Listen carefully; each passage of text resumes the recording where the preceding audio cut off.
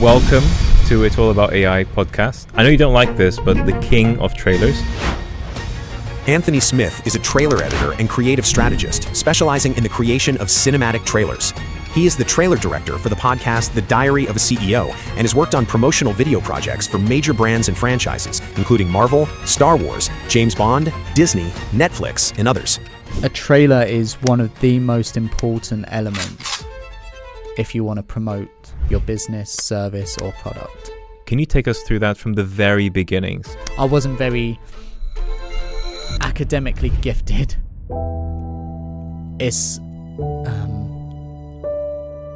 I genuinely believe I've spent probably 80% of my life to get to where I am now.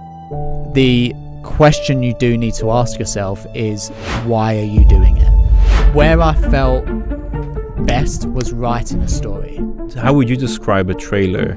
A marketing strategy, in layman's term, to entice people in to make a decision is an opportunity to provoke powerful emotions. That's just how the human brain works. Who's trying to get people's attentions in this very short attention span world? We live in a time now where content is driving so many of the decisions we make. You can take the best moments from that and you can essentially do the exact same thing. And the reason why I do that is because for us, you can never sacrifice story. All of the steps that you take, the methodologies, the frameworks. Every trailer goes through this framework to do this, and this. And of course, we're not just going to be talking about these things. We're going to get practical. We're going to see you in action. Yeah, of course. And every single trailer has to achieve those 15 points. And then what I've started seeing is more and more content creators doing the exact same thing. Mm-hmm. If you steal from multiple people, you're an artist. If you steal from one person, you're a thief.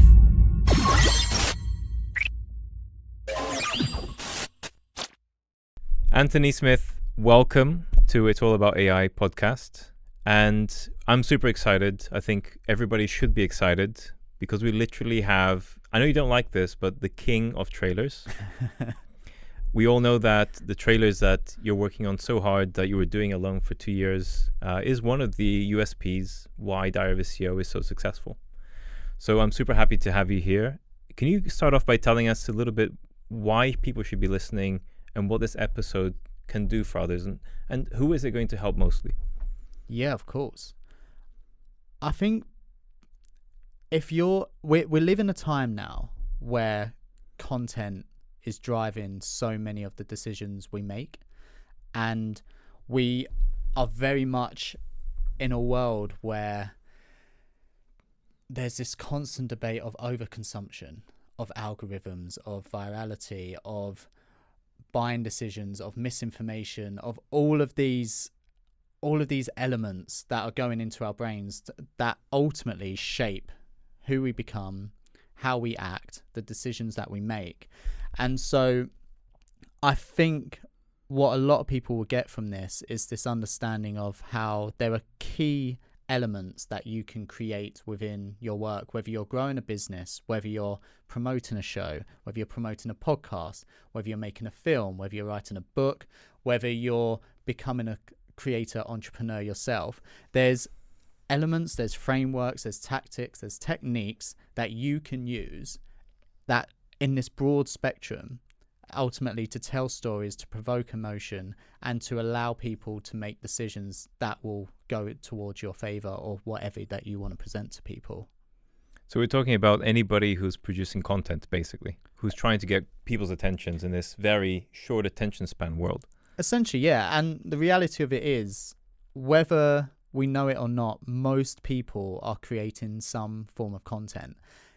So many people now, I can't remember the exact stat, but surveys are now showing that people want to grow up to be, young kids want to grow up to become YouTubers now. That's almost like one of the most in-demand jobs. You have huge brands who are now advertising job roles for storytellers. You have this whole new industry called the creator economy, where people are realizing just how powerful creators are in terms of purchasing decisions, promoting brands, building that trust. I mean, a great example of this is literally I'm a Celebrity, which just finished, I think, last week. The winner of it was a streamer who grew an incredible brand, a creator brand, and I think he broke the record for most votes to win in history of I'm a Celeb. I think he got like 12 million votes for him to win. So there's a lot of people who used to mock or joke this idea of a content creator being a business or a dream career goal. And what we're seeing now is not only is it possible, it's actually outperforming a lot of the other industries that we know, and it's actually becoming one of the most powerful career trajectories that most people have. I mean, look at Mr. Beast. Look what he started making YouTube videos, and now he's got a theme park. Now he's got the Feastables brand. He's doing a lot of charity work. He's like looking at opening up his own like financial system and all of this stuff, and it's all started from a guy creating content. And so that's how powerful it is. And I think a lot of young people are starting to see the benefits of that. And I think a lot of brands are now starting to see the power of that. And I think a lot of people also worried about what that means for industries that aren't going along with it. And of course, we're not just going to be talking about these things. We're going to get practical. We're going to see you in action, criticizing your own trailers, criticizing other trailers. So that's going to be pretty exciting, as a hands-on masterclass from yourself. But before we get there, let's go back a little bit. There's some questions that I have around, how do you see trailers? Are they attention-seeking mechanisms? Is that a negative word? How would you describe a trailer? And really, what's the purpose of a trailer? For me, the definition of a trailer hasn't changed since like the 50s, 60s. It's something we've all grown up with. And it started with posters, and then it's moved into film trailers, and then it's moved into TV show trailers, and now we're in podcast trailers. And so ultimately the idea of a trailer is that it's a piece of content to entice people in to create some form of action, whether that's to buy a ticket, whether that's to go on to YouTube and watch an episode, whether that's to buy a book or buy a DVD. Ultimately, a trailer is a marketing strategy, in layman's term, to entice people in to make a decision. I always go one step further from it. As someone who's grown up watching trailers for films and being obsessed with Disney and Marvel and Star Wars and all that sort of thing, for me, a trailer is an opportunity for people, brands, studios to provoke powerful emotions, to entice people to feel certain emotions that they might not feel in their everyday lives. And it's also to just take them away, for even if it's for 90 seconds, take them away from the world that they're currently living into the world that you create for them, in the hope that not only are you entertaining them, not only are you offering them a promise that whatever decision they make will be worth it for them, but also for your own benefit of buy my stuff, watch my stuff. And so for me, a trailer is one of the most important elements if you want to promote your business, service, or product. Yeah. I mean, one thing I wanted to really ask you is also the evolution of trailers. I almost see them as adverts for the long form content, right? What do you think is the evolution of trailers going forward? Because as we get into a society that is so used to these dopamine hits, videos are getting shorter and shorter and shorter. It used to be 5 minutes, 3 minutes. Now it's a minute. Now it's 30 seconds. 15 seconds is becoming quite popular. Are we going to get into a point where trailers are becoming more and more outrageous, dramatic, ridiculous? Or you think there's another path to trailers as they evolve, as the human psychology also evolves with new generations? There's always another path. There's a new path for anything. And I think the answer's yes for both. the reality of it is humans like to cling on to something that they know, that they understand. Humans don't really like change. And so when people see something going well, ultimately what that usually results in is 1,000 iterations of that same thing. And it's not just trailers, it's literally content as we see it today. I was talking to my team earlier about how there's a famous comedian on Instagram, and I love his video skits, and I always found him so funny. And then what I've started seeing is more and more content creators doing the exact same thing. But now I don't find them as funny. I always go back to the original comedian, and I still laugh at what he does. And there's something about me that, I guess, the originality that he created, I trust him more. I trust him more with my time. I trust him more with my emotions. But the reality of it is for a lot of people, when they see something going well, they want to jump on that, right? And a lot of businesses are even built that way. A lot of businesses are told to go that way, and there's nothing wrong with it in a sense of copy what's been done well before, because if anything, they've done the legwork for you, right? They've figured out what works, what doesn't work, all the pain and the suffering that goes into it, and you can take the best moments from that and you can essentially do the exact same thing. Where I think we're going as a society, which worries me a little bit, is it used to be, there's this famous quote which I'll probably butcher, and I got it from Michael Bublé when he came on the show, and it was, if you steal from multiple artists, if you steal from multiple people, you're an artist. If you steal from one person, you're a thief. And that's my only slight worry with the way that we're heading in this world, is I think people are forgetting that for someone like, say, Michael Bublé, he was influenced by about 4 or 5 different singers, like key singers that really drove his career, and those come from memories that he had with his granddad, for example, and watching these singers and replicating them. And he took little moments from each one, and that's how we got the Michael Bublé that we have. And so what we're now finding is people will find that one thing and latch onto it. And what my worry with that is, then you just end up with this everlasting loop of the exact same thing. And so this is where the new path comes in, which is there is always another path, and there's always a chance for you to take little elements from someone else and bring them into your own work, and then create something that feels unique. And essentially that's what happened with the DOAC trailers when it first started. I came from a job previously where I worked in film and TV, and so I was very honored that and lucky that I got to be able to spend time on set, watching directors work, watching writers work, watching actors work, filming it all, interviewing these people. And then I would go back and then I would edit featurettes, I would edit social trailers, I would edit this content.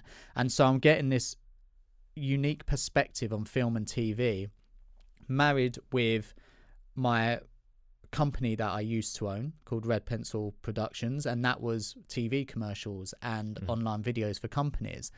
And so that's the marketing side, where I would read a lot of psychology books and how the human brain works and how we make those buying decisions. And so I'd combine them two together, for example. So when Steve and Jack came up to me and was like, we want to create trailers for this show, we want to do something that's not really been done before, what can you do? Steve even said to me, it's like, I don't want you to watch any podcasts, I don't want you to watch anything else, I want you to do what you think suits us, suits the show, suits the set, and I want you to create something that you think will work. And that's when I felt like trailers have been a backbone for film marketing and TV marketing for years. People queue up to watch these trailers. Like, the anticipation for an Avengers trailer is incredible, knowing that when it does drop, there'll be this huge thunderclap, loads of people will go to it, and ultimately the goal of that trailer is to provoke enough emotion for people to buy tickets before the film's even out, to just do pre-sales. And so you want to invest people so much into that product, into that service, into that show. So you need to provoke those emotions. And so that's where I felt like, okay, this is something that maybe we could bring into this industry. Mm-hmm. And again, the Diary of a CEO was the perfect,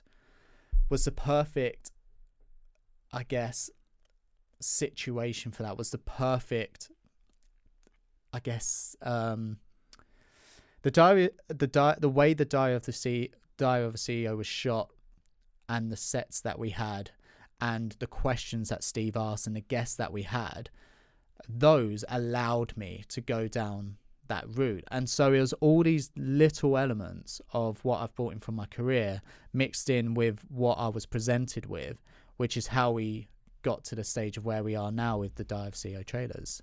Makes sense. I mean, with the era of AI that we're in today, and the fact that you can almost hyper personalize things to everyone. So this is a big term now. A lot of companies are creating adverts for different segments of clients.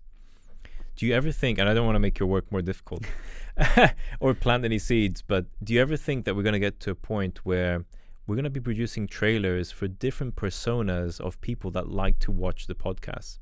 And, one day maybe YouTube will provide this experience where, different groups of people will see different trailers. 100%. I can't see why not. And that can only be a great thing, right? I mean, if you have obviously if you have the resources and the backing to do that, that can only be a great thing, because the goal of a trailer is to bring people in, is to offer people a promise. And the way you want to do that is, whether people think it's negative or not, you have to use certain techniques, you have to use certain frameworks, and you have to use certain psychological elements within your trailers to bring those people in, because the human brain hasn't evolved that much since evolution. It's like they say the human brain is smarter than when Romans was around, for example. And I read this fact. This is, again, just scrolling through Instagram. And the reality of it is, it's not really. We've just made things easier, and we've got more tools to actually do things for us now. But when you actually think about what the Romans accomplished with their bare hands, it's incredible. But our brains haven't evolved that much that we're all uniquely different, and we all have the same dopamine hits. We all have the same concept of, if you hit me in a certain way, it will provoke an emotion from me, and that emotion will cause an action. That's just how the human brain works. That's why we've had addiction for so long, and why addiction's still going, and why it's not stopped. It's because that's how the human brain works. And essentially we've had an addiction expert on called Anna Lemke, who believes that you can get addicted to pretty much anything, good or bad. You can get addicted to work. You can get obviously addicted to fast food. You can get addicted to drugs. You can get addicted to fitness.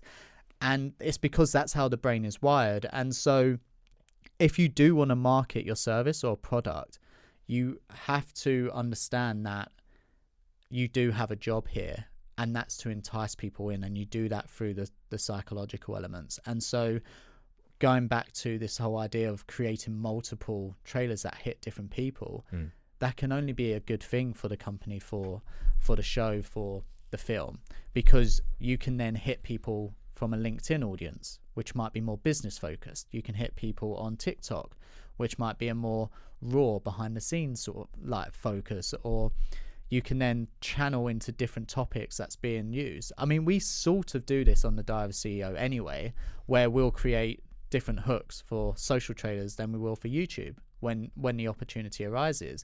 And a lot of that comes back through the testing that we do. And so we take that and we be like, okay, this will work really well for a social audience. This hooks them in straight away. This is something that we know will provoke that certain emotion. Whereas for YouTube, we go, you know what? We want to maybe add a tad more context into here. We'll be a little bit slower in this opening because people are slightly more interested anyway to click on. They're going to give it more of a chance than they would on social, for example. For social, you don't have too long to hook people in. For YouTube, you have a little bit more time. So you can sort of go a different approach and you can use different techniques in that way.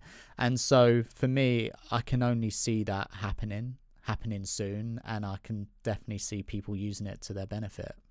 You know, the whole time you were speaking, I'm just thinking, how the hell is my team going to produce the trailer for this episode, which is going to be good enough for you? So it's going to be a good test of the editing team. So you've spoken a lot about your frameworks, your methods. Can you take us through that from the very beginning? So you've just been given a hard drive, or does it start even before that? Do you actually attend the episodes before you're given the hard drive? Go from the very beginning, all of the steps that you take, the methodologies, the frameworks, all the way up to the finished product where it can be ready for posting. Yeah, so I mean, the first thing that I learned doing this is the first skill I've learned is adaptability. The reality of it is part of me would love this idea that I do the exact same thing for every single trailer, and it's almost like this conveyor belt. But the reality of it is it's not. And that works to my benefit as well, because it keeps my brain going, it keeps it ticking along, and it allows me to create something new in my mind every single time. It usually starts with research beforehand. So I'll research the guest.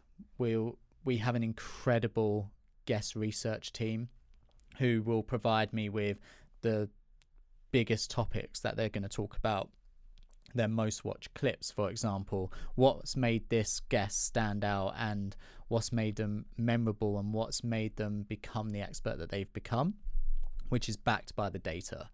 And so essentially what I get from there is I get the access already to know, okay, so we know people care about this topic. That means this topic has to be in the trailer. We know they talk about this. We know they talk about this. We know this topic is more popular than this topic. Okay, so let's try and move that up the schedule. And this is all done in turn whilst we're reading the entire episode. This is something that we've always stuck by. And the reason why I do that and why I get my team to do that is because I want to make sure that we leave no stone unturned. And I want to make sure that we understand the essence of the episode, that when we create a trailer, we know that we're doing the episode justice, that we're doing the guest justice, and that we're doing Steve justice. We want to make sure that the best moments are in the trailer. And we want to know that everything we put into this trailer ultimately offers the promise that when people then click to watch the full thing, they're not going to be disappointed. And so that's why we read the entire episode, and that can be up to about 100, 150 pages long. And we'll take notes from that, and we'll create our own subcategory of topics, and we'll put everything we feel falls into that topic into one, and then we'll move it into another topic. And because obviously guests may like pinpoint in and out of different areas, so we want to try and create like almost succinct moments from all the lines through the episode. And that, in theory, that then takes a transcript of around about 100 to 150 pages down to around about 15, 16 pages. And that's our key moments. So we know which ones we want to hit. And then from there, it's all about how do we craft the narrative. And what's amazing is, and what I find also quite funny, is people have written about the framework of a Diary of a CEO trailer. People have written about every trailer goes through this framework to do this, and this.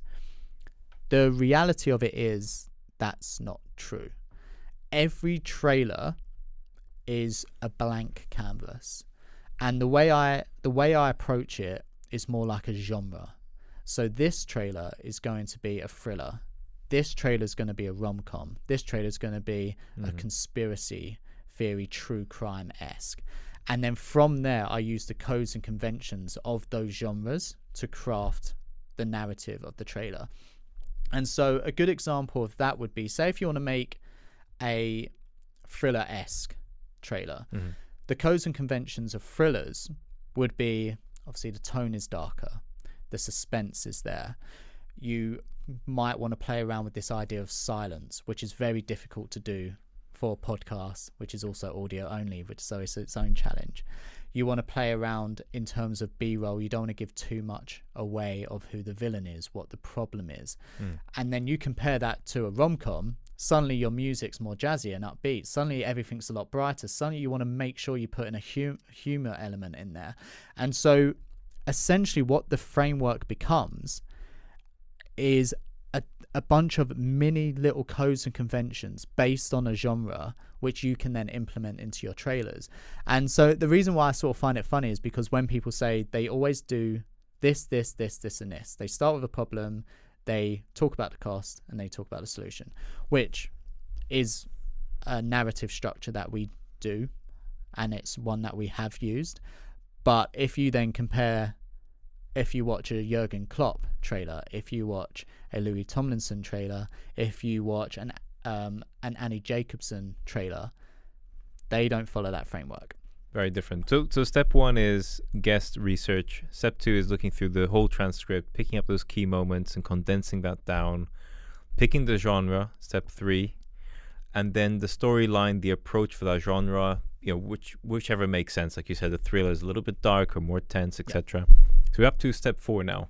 Yes. So in steps. So what would be the next step after that? Then you have to go and edit? Step 4 is the script. Okay. And this is where it gets a little bit loose. This is where you have your freedom to do what's best for you and to find the way that works for you. What I got my team to do is to write me a script. And the reason why I do that is because for us, you can never sacrifice story. The story is the most important element of every single DOAC trailer. And I firmly believe it's the most important element of any content worth watching and worth investing in.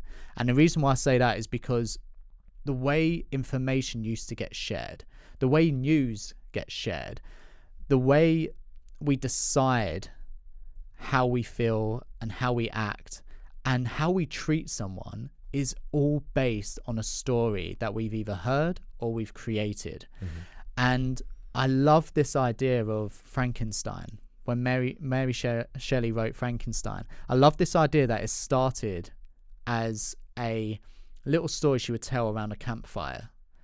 And that then led to a book.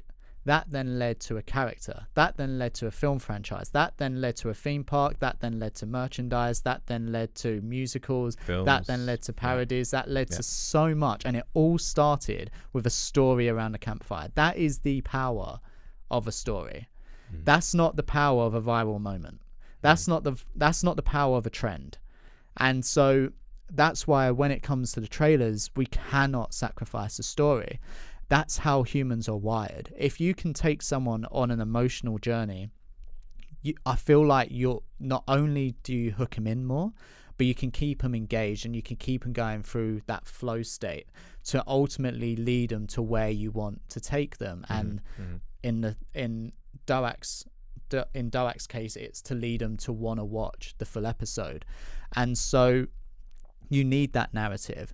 And so that's why I get my team to write a script, because if I can then read that script and understand fully what's going on, feel the intrigue, want to know more, but ultimately I go from A to B to C, fully understood, and nothing takes me out or nothing makes me question, then we've got a strong trailer. And I feel confident that this trailer will deliver what it needs to deliver. So that's step 4. And then step 5 is the edit. And this is where it turns into the Wild West, do whatever the fuck you need to do to make it work. That is the horrendous long nights, the hard graphs, changing things on a daily basis, killing your darlings. I mean, I don't call it killing your darlings, but I've been told that I have to call it killing your darlings. I used to call it killing your babies.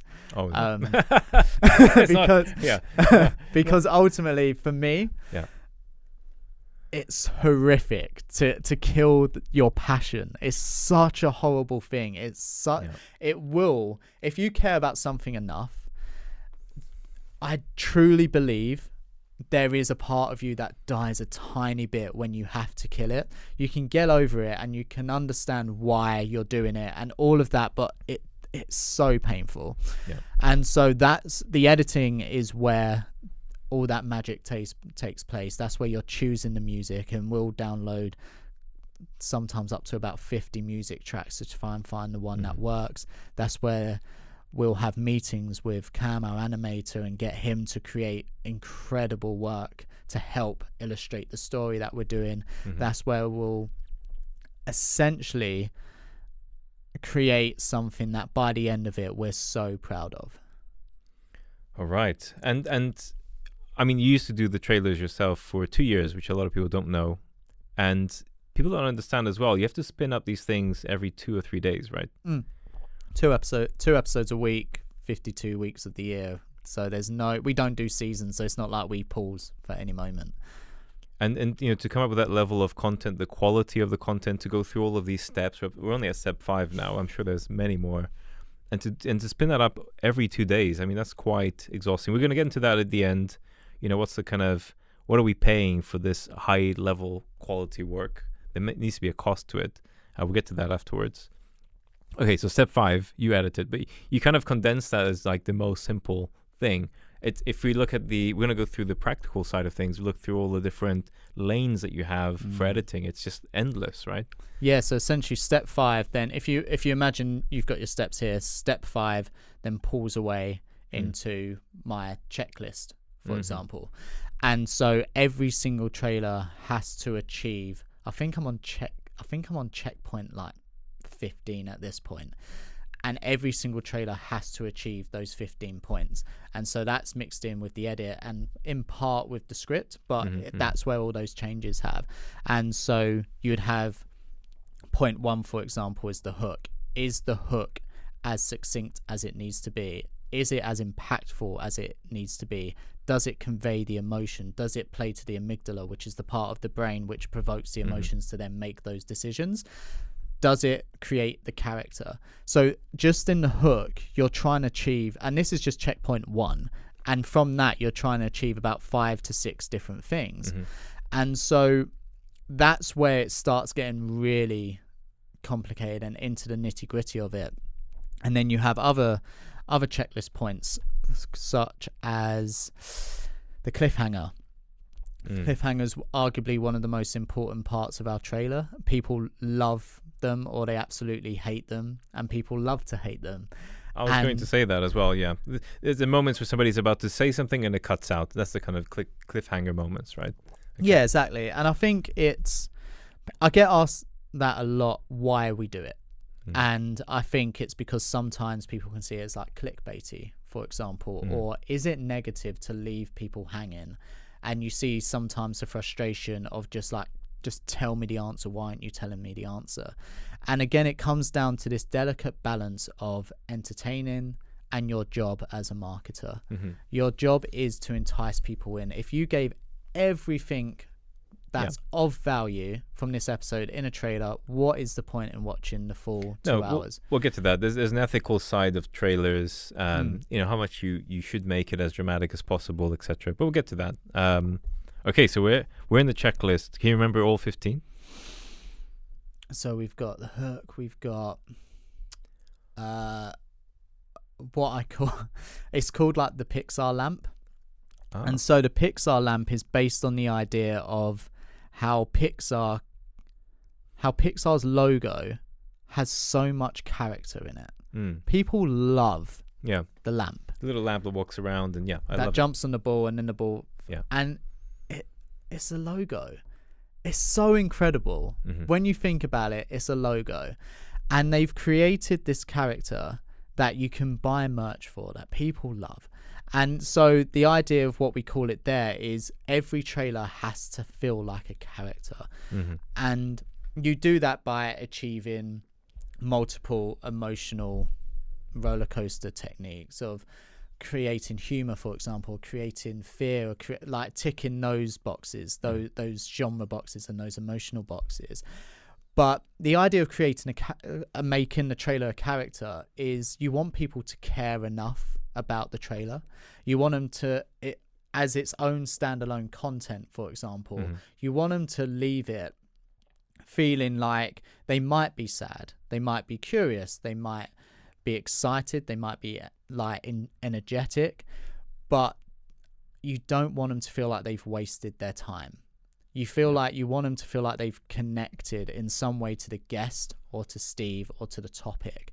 And so that's what I mean by turning the trailer into a character, right? You want to give it its own living, breathing, own standalone like organism that takes a life of its own. What's the most effective after feeling that people can have on the trailer to want to watch the full content? Is it anger? Is it...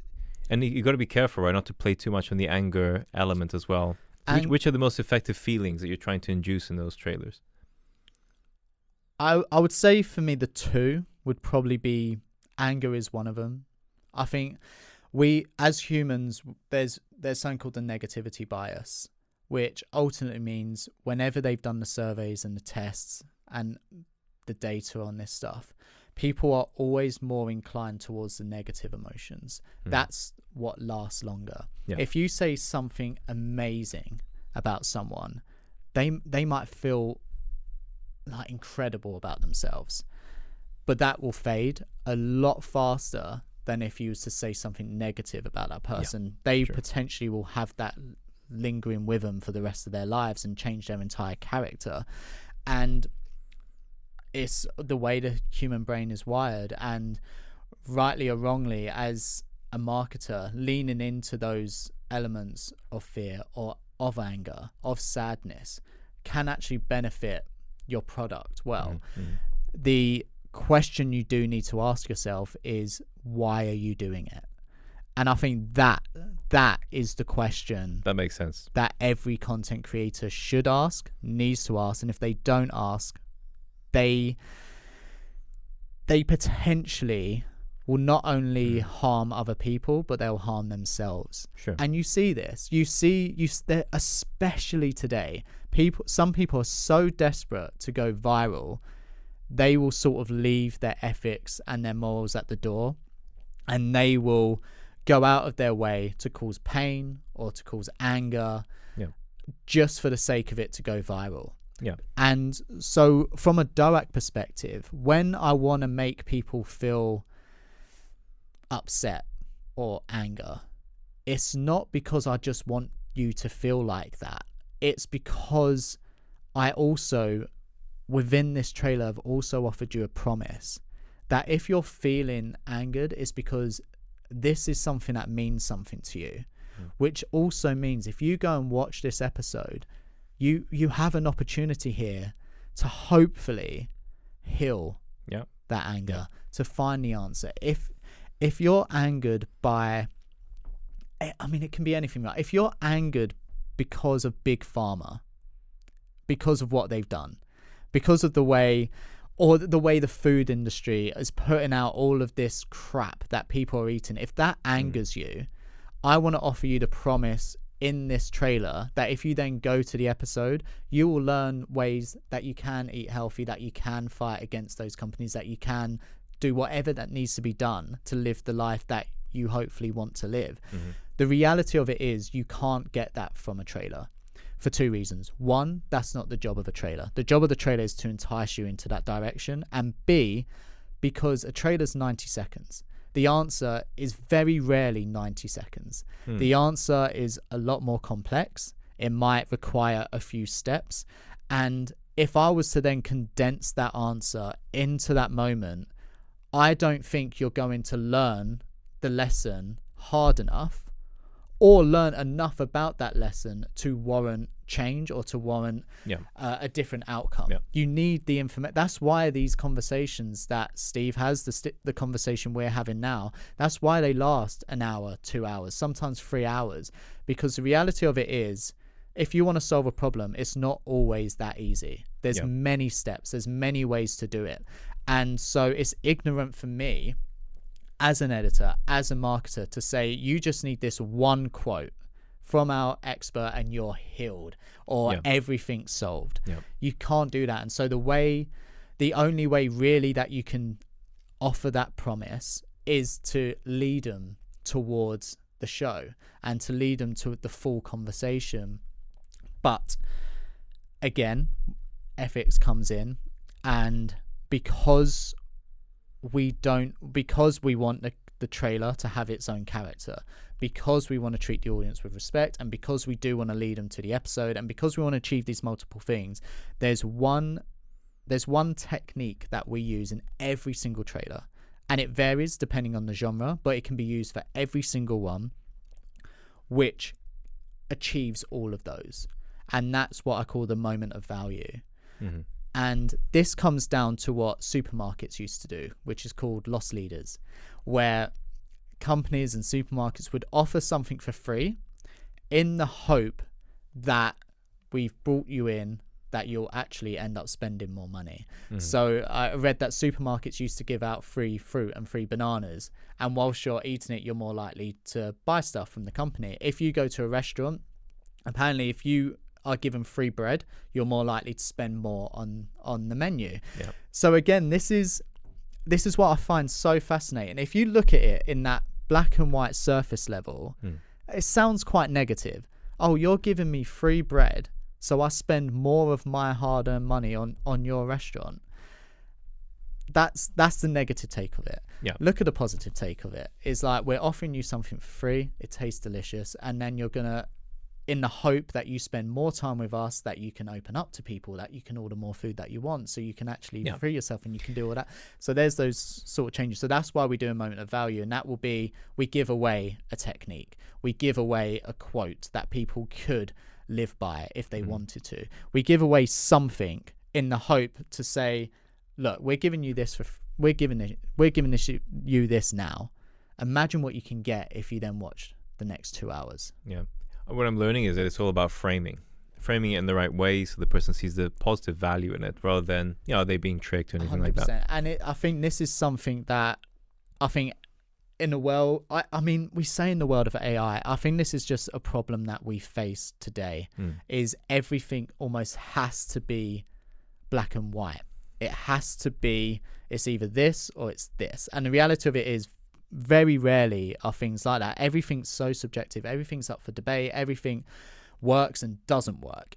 And so I think this is why a lot of these conversations are happening. And I think they should happen, because it reminds me of why I do what I do and the reasons why I do it. And I would hate to create a cliffhanger that I've just thrown in the hope that it's just going to piss people off. Yeah, that makes sense. So we're still in step 5. We're on the checklist. So, of course, cliffhanger moments. There has to be a why to the cliffhanger as well, and the emotion. Yeah. So we've got like maybe 10 more items. Do you remember them all? There's justification. Mm-hmm. Justification is a huge one for any content creator. I think justification for me is almost like it should become a life mantra. Everything you do in work should be justified. And the reason why I say that is, in the context of editing, and in the world that we live in now, where attention spans can be fleeting, that you do need to grab people fast. And look, people are willing to watch long form video. We're seeing the rise. People are more, like, that's why people are spending hours and watching long form TikToks. People are willing to invest them, but you still need to grab them in and offer them a promise and bring them in that way. And so everything you do needs to be justified, because you cannot run the risk of doing something that's going to make your audience click off or trail away or create confusion, ultimately take them away from the world that you're creating for them.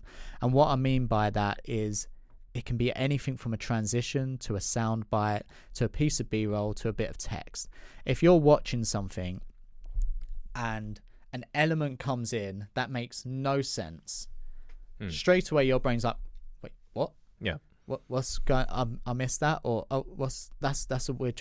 And you're not saying this stuff out loud, but this is what's going on in your brain. Your brain is going, and when you do that, you've just missed the elements of that story, and now you're becoming less and less and less invested, and you have to work so hard to bring an audience back in when you do that.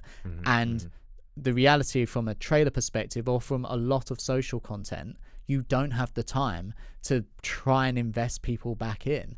You can maybe do that with long form. You can sort of go off a little bit, but again, YouTube, if people lose interest, they're off. Yeah. You see it all the time. I mean, I see it with my friends. I see it with my girlfriend. When we're watching a film, if it's like an old classic or if it's a slow burner, after 15 minutes, if she isn't interested, the phone's up, or it's, can we put something else on? Yeah. And that's just the way it is now. I'm writing a book at the moment, a fictional book. And the way I plan on writing my book is through these same steps and the same checklist, because I know that you need to keep people engaged, and the way you do that is through justification. And so I've got it to the extent for my team that even a font that's used, if I could go up to them and be like, why did you use that font? If I hear because it's cool, it's in the bin.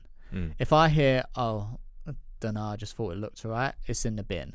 If they can justify the reason why they done that, it stays. Perfect. So it's justifications for every element that's in the trailer. Every single element. Got you. That makes sense. So every single moment, every single font, every single soundtrack, sound effect, camera angle, all of it has to have a justification and a story. Yes. Got you. Because that will provoke some sort of emotion within the audience.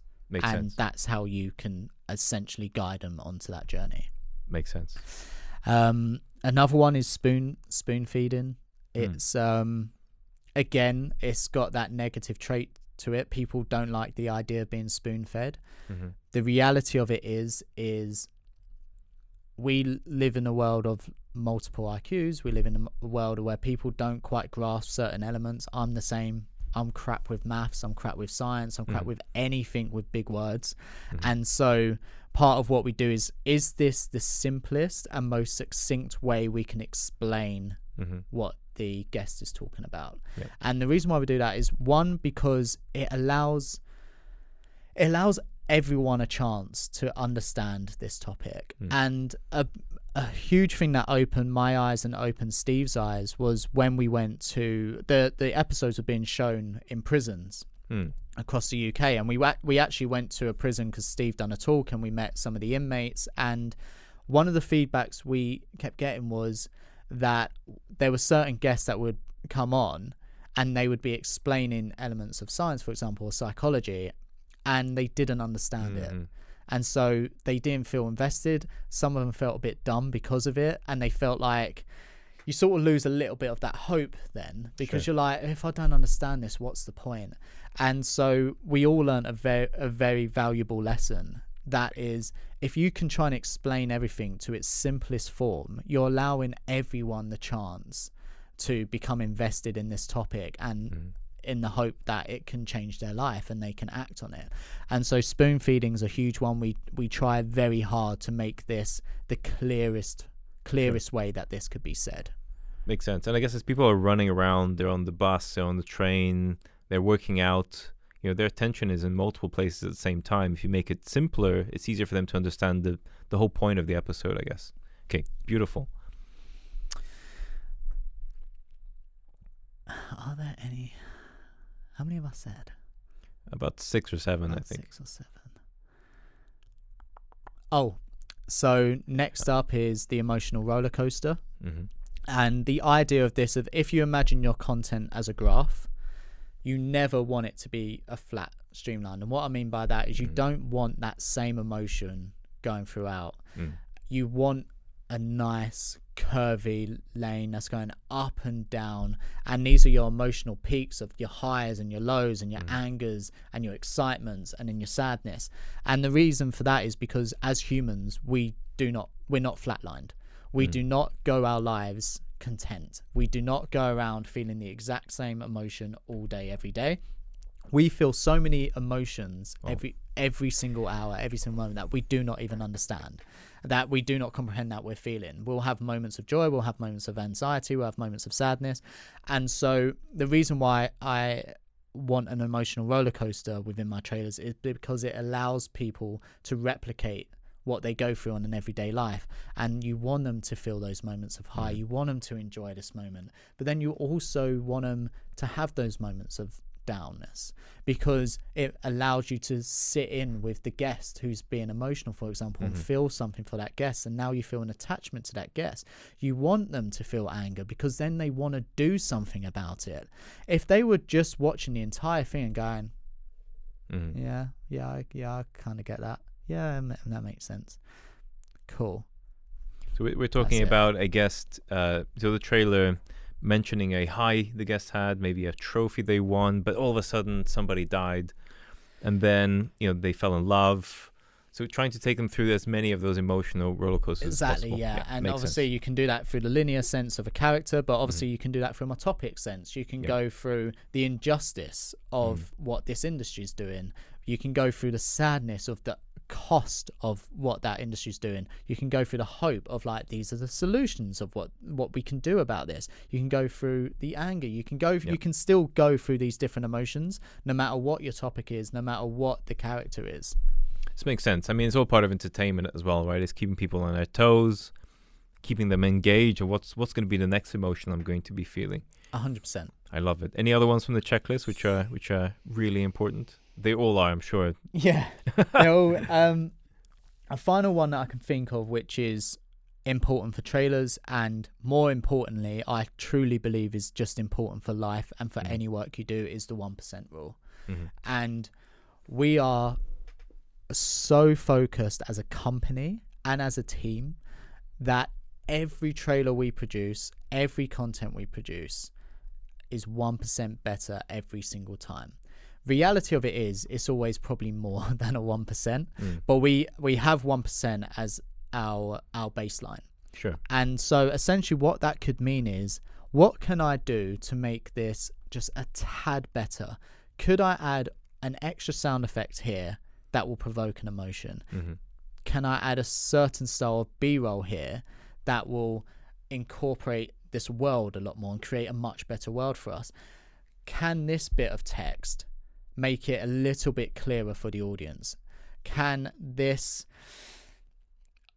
Will this, I guess, adding in the word but, creating this little bridge, create a flow that really enhance the viewer's experience? And so adding the 1% into your work, eventually the idea is that it compounds so much that you will always be growing, your work will always be getting better, and you're not allowing yourself to become complacent and sitting back and just enjoying the level that you're at. You're always trying to push yourself. And so the reason why I say it's so important in life as well is because that's one of the best things that I've implemented in my career and in my personal life, to the extent where we had a guest come on and he said only 2% of people will choose to take the stairs if they're offered stairs, escalators, or a lift.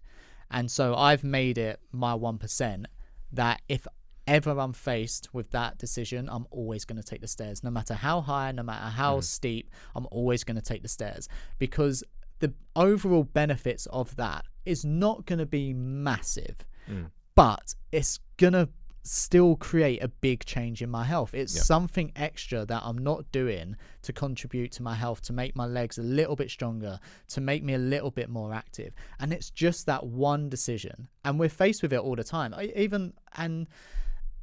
I mean, when you're on the tube going in, there's always escalators, and you very rarely do people walk up those escalators.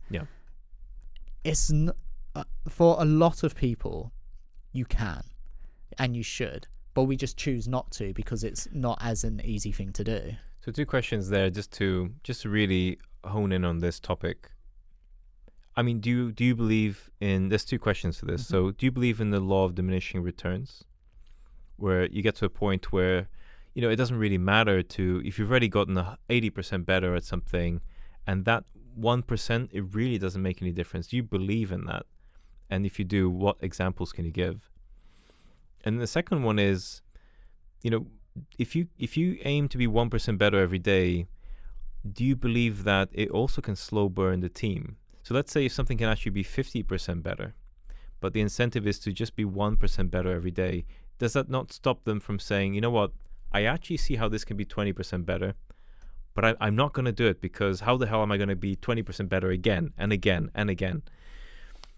So it's just human psychology, right? And we're talking so much about human psychology, the attention of the human psychology of attention, but you're also managing a team now, right? And learning how to manage people is a fine art. I used to love doing it. I still love doing it. And it's probably one of my favorite things. It's just learning how to get to know people. And everyone's slightly different, right? There isn't a rule that works for everybody. So in your team today, what are kind of some of these leadership topics that you can go into? Just very quickly. I know it's a segue, but it's part of getting more out of the team, right? 100%. And I mean to link that to the 1% is, I'll always get my team to actually watch through what they're doing and be like, okay, sit back, watch. Is there anything that you can do to make it 1% better? And the reality of it is, there will be times when they can make it 20% better. Cam, for example, our animator, we sort of talk about styles for a trailer, and he can create something that elevates it more than I could ever have thought of, and create this world within a trailer that is, in my eyes, it's like, fuck, this could be like Netflix documentary, like up there with Disney in terms of the detail and the intricacy and the world that it's creating. That's a massive percent. Yeah. But so of course you can always go higher, and the reality of it is you will find times when you always will go higher. You'll find a certain music that elevates the trailer so much. A good example for that I can think of is when we had Alex Hormozy on, and incredible speaker. And if you don't know what Alex Hormozy looks like, he's a genius when it comes to business, right? And when it comes to marketing, and when it comes to frameworks and how to make money. But if you look him, like, it's his huge, like a gym bro, stacked gym bro, checkered shirt, big beard, baseball cap, nose strip. And so it's almost like, what I loved was this, almost like this contradiction and like this juxtaposition. And the key word there is juxtaposition. And so I had this idea of like, this guy, if I compared him to a photo of Mozart, you couldn't get any different. Like, one is like, he's wearing a wig, he's wearing like the most finest of clothes, he's like, you would look at it and he's almost like this huge upper class maestro. You wouldn't get that same reaction when you see a photo of Alex Hormozy, but yet this guy is a genius, like a literal genius. And so I loved that juxtaposition, and that in itself is a psychological trick that you can use. Like, juxtaposition really works for an audience. And so my idea was like, okay, I'm going to take the music of Mozart and I'm going to pull it under this guy when he's talking, because this guy is a master, he is an artist, so is Mozart. And so what I loved about it so much is you have this huge gym bro guy, and underneath it you've got and then I looked in and I found like a remix version of it, so then it created like this epic version of it. It's like dun dun dun dun dun, and then that sort of moved into it. So you start off with the classical and then you go into this huge moment. And for me, that's not a 1%, that's a 20%, 50%. That elevated the trailer so much because he'd come on before, so we wanted to try something different with him as well. People loved it, people was commenting on it, people was literally calling out and saying like, I love the fact that you've used this music track over this, like, it's incredible. I don't think anyone had probably made content with Alex Hormozy with that, with classical music going on. Beautiful. And so that's an example of elevating something so much. Sure. But what I want to make sure is, and again it comes back to how you sort of manage with that team, is you don't have to do that every single time, because that will lead to exhaustion. The beauty of a 1% is it can be so small. It could be a sound effect. It could literally be a clicking sound effect when we transition to a guest and we crop in. So we start on a wide and we crop in on a close-up of the guest. And it might just be adding that tiny little click in theme with the music. It creates like a little bit of, all with the audience. A little bit of like, okay, we've cut in here now. It's something important that he's got to say, and that sound sort of emphasizes that to the audience. It's almost like we've clicked in, we're in now, we've moved in. Gotcha. So that's just like an example of it. And so I think when you do that, there is always ways. I think there will always be a 1% to have. I don't think you could ever reach that ceiling. And I think that for two reasons. One, because the percents are so small, it could just be a color of a font. A slight different change of a color of a font can make a huge difference. And it could also be, by the time you get to the point where there would be this metaphorical ceiling, chances are the goalposts have moved and you're doing something different anyway. So you're sort of starting from scratch with the new 1%. I mean, it goes into the topic where when I did a test when I called you the king of trailers, and I looked at your face and you were uncomfortable with it. Yeah. And we got into a little conversation behind the scenes where, we started to talk about, okay, if you really get good at something, you just keep realizing that there's more to it. There's more that you can do, and you're often your biggest critique as well. Yeah. So, I guess this 1% rule, it never stops, and there is no law of diminishing returns. The better you get at something, the more you realize there's more to learn, and it just never ends, right? And I think that's a beautiful journey to be on. And we are on the journey right now. So we're on step 5, the checklist. Who is the ultimate decision maker on that checklist? Is it you? Do you say it's ticked all the boxes, I'm good, and then what happens next? So once it's all approved, once I'm happy, it then goes into what I call, so you would have this is called picture lock usually in film terms. So that's when you're creating your rough cut, you have your music in, you have your cuts in, and then you now go into the next stage, which is B-roll, choosing the right music, going off to get text done, working on the intro card, working on particular framing. Hang on, Andy. We're going step 6. So you go into B-rolls. Yeah, but that is all step 6. All of that step 6. All of that amazing. is step 6. So it's almost like the finessing of the trailer. It's the finesse. So that is when you've sent it off for Cam to build the B-roll. So he's creating his world. You send it off to our assistant Dom, who's creating the text. And whilst we're there, we're sort of elevating it, finding another little 1%, for example. Sure. We're finding the right transitions. We're doing the sound design. And so all of it is coming together in that complete package. And then after that, we'll then go into what I call it the admin side, but it's very important. And that is doing the ratios, doing the final checks, doing a spell check. Gotcha. So step 7 is all of just the sanity checks, that everything's okay. You've got all the right aspect ratios for the different social media platforms, etc. Yeah, we all check it. We check sound levels. We check to make sure that everything's fine, that framing's fine. If there's anything else that's missing, I'll send it to my girlfriend to do the spell check because I'm not very good at spelling.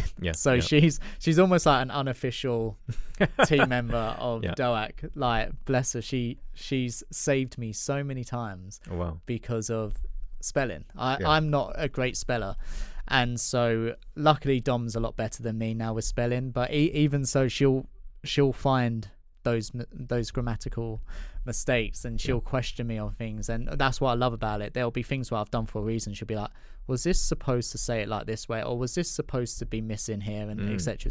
So it's like that extra layer of security, of that justification of like, yes, this was supposed to happen. By the way, I've advised Adobe, so I'm looking straight into the camera. Adobe, put spell check into your systems, please. Adobe Premiere, Photoshop, all of them. Maybe they do have it and we don't know, but I've never seen it. Okay, so we're at step 7, sanity checks. And then what happens next? Are we ready to post, or it's still more to go? We're ready to post. So it'll go, the 16:9 version will go off to the episode team. Portrait version will go off to the social team. And I was going to say we sit back and relax. But the harsh reality is you then start on the next one. Literally straight away, because by the time we sort of finish that trailer, it's time to go home, sleep, and then very next morning, 6:15 in the morning, starting on the next one. What happened to thumbnails? So we don't do them anymore. So who does them? What's social the team. Social team. So okay. we used to do them. And I mean, the thumbnails have been on their own journey, which is what I love about it. And it started off with almost like a screen grab from the episode, and then we started adding in the text from it. And then we were sort of trying to figure out what text works best for the thumbnails. And then we then started moving into more of a polished version. And then we started using the like incredible photography from Will, because we have that access. And then we started looking more into, as the YouTube thumbnails started getting more and more into the data, we now bring that data into the thumbnails, so everything's aligned, everything's working, so the social thumbnails match with the YouTube thumbnails, etc., etc. Gotcha. Is there ever a time where you disagree with the thumbnail? Because you've made the trailer, right? And the thumbnail is the cover of that trailer. Is there ever a time where you look at the thumbnail and it's so different, the science, that you don't understand it, or you've disagreed, or is there any disagreements that happen? Yeah, it's because ultimately the thumbnail has even less context than a trailer. It's 6 words, for example. And so yeah, there have been times when you're sort of at this crossroads of, do you go for the data? Do you go for your gut? Do you go for what you know is in the episode versus what people think are in the episode based on a thumbnail, for example? And I mean, it might even be things like about passive income. A thumbnail that went, passive income's a big one for thumbnails. And the reality of it is they might talk about it, but they don't talk about it much. And so thankfully now we usually get thumbnail data as we're building the trailer. And so it's no longer a hindsight moment. It's more like, okay, we can intertwine that. And so I think, but what's really important is we don't use it as a tool for disagreement, or I'm going to do it my way, you do it your way. We use it as a collaborative effort of, okay, how can we make this work? Because the data, the whole idea of data is to kill the guesswork. And in itself, it has incredible properties, and it allows us to grow the podcast. It allows us to create something that we know people want, that we know will resonate with people, that are topics that people can relate to. And so who am I to disagree with what the people want? The customer's always right, for example. And so what it becomes is the challenge of like, okay, this is what I've been given.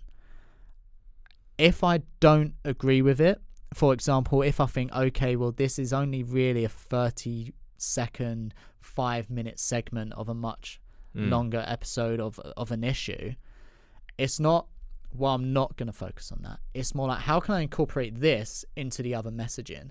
And so this is where, again, and this is where frameworks sometimes have to be chucked out the window. And you have to, that's why I almost say I'm almost like guidelines, really. They're there to help you when you need them to help you. But by thinking of everything as a blank canvas, it allows you that freedom to be like, okay, we can do something different here with the hook. And it might be, okay, we'll start off with the hook line of passive income, but then we bridge it in a way that then leads to what I think is more valuable based on other data that I've been given. So based on the most trending topics or the most rewatched moments, for example.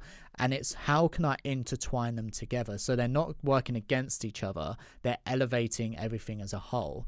And again, it then just comes down to, okay, I can justify that I've got enough of this in, that it's ticking the box of being data-led, that it's a tick in that box, but I can also be comfortable and confident that I still think it represents the episode well. Yeah.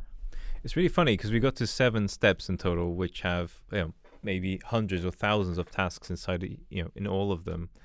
I don't know if you're aware, but 7 is, in some religions, it's actually a holy number. It's called it's called a perfect number. Oh, I'm not religious. Yeah.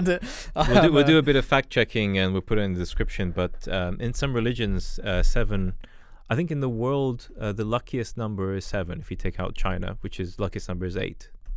Wow. So there's a reason for that. There's also a religious element to 7. There's also the 7 deadly sins. Is it, or is it 11 deadly sins? I believe it's 7 actually, because the film with Brad Pitt is called 7, right? So it must be 7 deadly sins. Okay. So obviously now you've gone through your frameworks. There's 7 processes. Is there anything else that is part of that do you have a test group that you send things to before you go and post it? Is there any of that happens as well? Not so, I mean, the reality of it is the biggest battle we always face is time. And so it's, what can you do with the amount of time that you've got? And as the team's grown, we've sort of leaned way more into experimentation. It used to be, there's two types of experiment. Obviously, as a company, we're huge on experimentation. We even have a head of failure. Sure. And so there's two types of experimentation that I see. One is called impact experimentation, and one is called future learning. Impact is what we're testing that's going to impact the very next trailer. And so what we do now, for example, is we'll create maybe 4 to 5 different hooks. We'll send them out to get tested. And then when that data comes back in, we'll see average view duration, we'll see click-through rate, etc., etc. We'll then compare that with the data that we've got from the guest research and see if any of that matches up. We'll then also compare it to winning thumbnails, for example. So we'll decide which is the best hook overall to work from that based on all those data points. So that's impact experiments. The other type of experiments that I like to talk about is called the future learning experiments. And they're your hindsight experiments. And this is what we've done a lot, especially at the start when time is of the essence and you run out of time, and when you're doing things on your own or when you're such a small team. Because, I mean, it started with me, then it was me and Liv, and then it was me, Liv and Cam, and then it was me, Liv, Cam and Dom. It was never me and then me, Liv, Cam and Dom. So it's been that slow progress over 4 years. And so future learning experiments are an incredible way. If you're releasing regular content like we're releasing 2 episodes a week, it allows you to batch test different trailers and different methods, techniques, and tiny little details that can then inform future trailers. So a good example for that could be split screens. Does a split screen of Steve and the guest work better than starting with Steve first, or work better with the guest first? And how does that play? And then you can sort of compare X amount of trailers that have already been made. You just make some like subtle like amendments, like creating the ultimate, and you then make sure that it's that one variable, which is Steve split screen, guest on their own, Steve on their own. And once you get that data back and you've tested that enough times, you can be like, okay, there's a correlating factor here that, say, a split screen works really well. And obviously you're always going to have your outliers, right? If you've got a huge big name guest that everyone knows, starting with them will always probably be the biggest variable on when they watch. And then the challenge then becomes is how you keep them engaged. And so future learning experiments are a fantastic way to sort of learn little nitty-gritty details of how you can make things just that little bit better or work towards your goal and a little bit more. So, by the way, I'm loving this geek out session on trailers, on podcasts, because, you know, I the beginning of my podcast journey, it was just a hobby. I would film something in 1 month, 3 months would go by, I wouldn't film anything, and you know, you're my 16th episode now. We're going to be 350,000 by next week. So it's gone really well, but it gives me a lot of hope that if I focus a little bit more on these things, if I have more of a process with the team, you know, to edit, to post, to keep track of the data, you know, maybe we can get to 1 million, you know, much quicker than we got to 300,000, for instance. 100%. It's all about it's that killing that guesswork.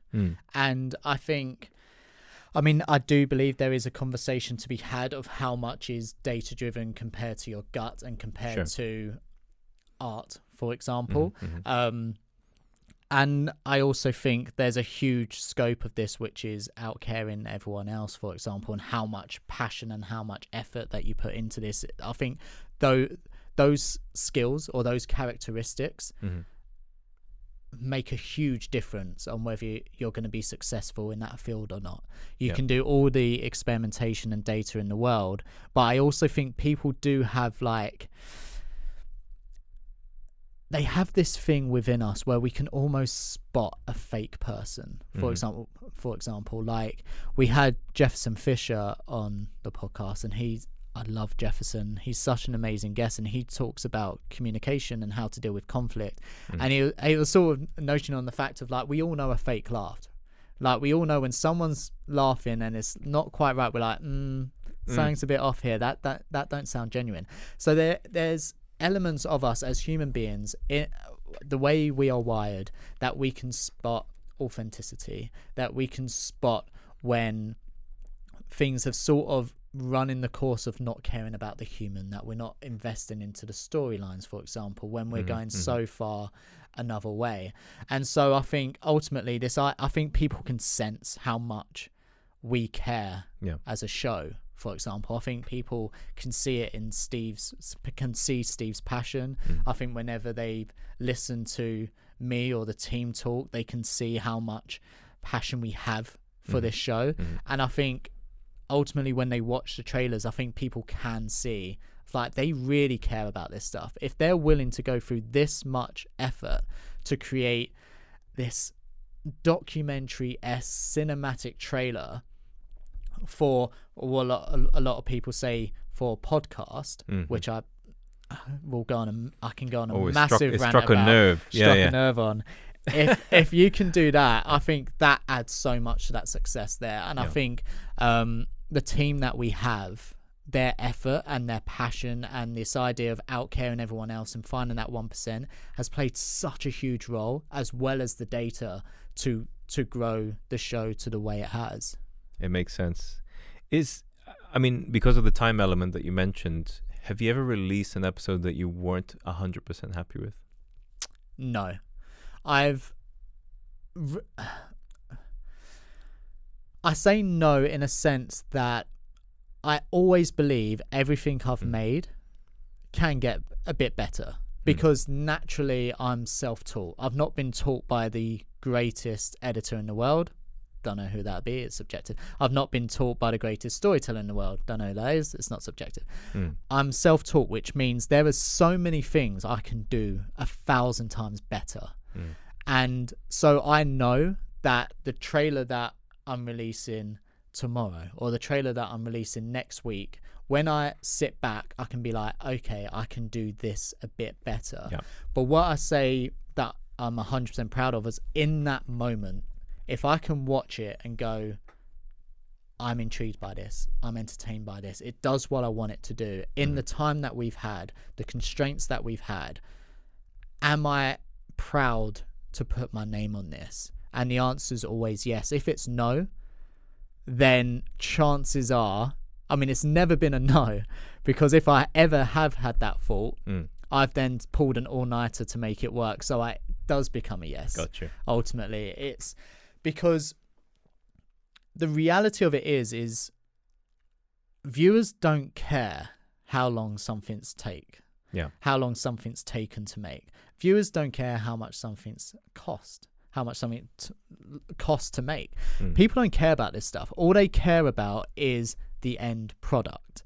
So if I'm buying a MacBook, I don't care how much money they've spent to build this MacBook. I don't care how many hours that they spent on it.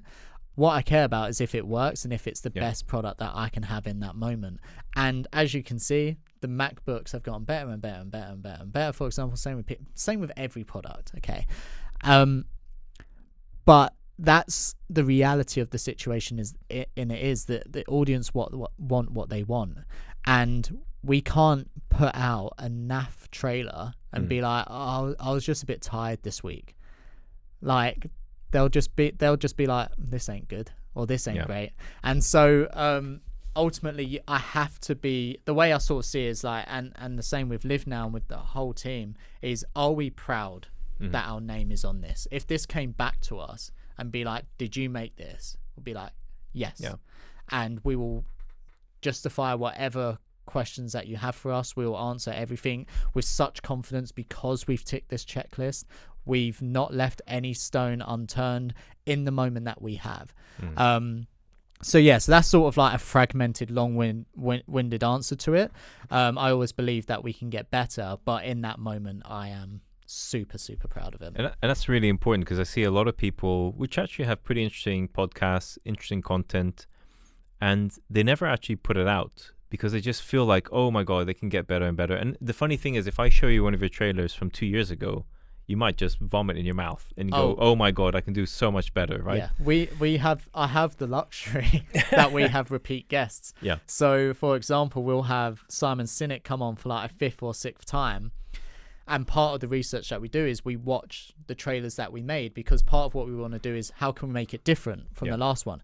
And so I have the luxury of seeing how shit my work was 4 years ago. I get that luxury, and it's definitely a humbling experience, and it it just reminds me of how far we've come as a team of people, you know, even from the episodes, and so it's exactly but it's also the greatest example of a 1%. When I made those trailers 2 years ago, I remember being so happy, and because we were getting comments after my 3rd, 4th trailer of like, oh my God, this is our Netflix documentary. Hearing that is insane. I still get as excited when people say those sort of comments still, but the fact that people were saying it then, and when I watch it back is shite compared to what now, is like, oh my God, look how much we've elevated this. So it's like, I say it's an honor because it is. It's an honor that I feel a little bit embarrassed for like 5 seconds, thinking, oh Christ, I made that. But I'm still happy to put my name on it, because I know that at the time that was the best I can do, and it's also paved the way for me to do what I do now. So the beautiful thing is, we're going to do that right now. And we're going to look at the trailers. We're going to look at you critiquing your own trailers and explaining why you've done certain things, going through those checklists. So we're going to put a lot of these frameworks, the 7-step framework, into practice now. Amazing. Okay, Ant. So now let's go through your 7 principles, your 7 steps, and let's go through a couple of trailers. So walk us through the process, and let's start to critique, the work you've done before. What are we going to look at first? Amazing. So the first one I'm going to show you is actually the very first trailer that I made for the Diary of a CEO. Oh, wow. Because we was talking before on how we'd look back and almost have that embarrassment. I've not actually watched this trailer for probably since it's come out. And so I'm really interested, and there's certain things that I remember from it that I would never do now. And it'll be interesting as well to see how many of those principles, because those principles have developed over time, right? They've never been there for the whole thing. And so it'll be interesting to see this idea of like justification, for example, whether that was inherent or whether that's what's missing. But yeah, so this is the first trailer. I feel like we should probably play it all through once first. Of course, yeah. We'll take your lead.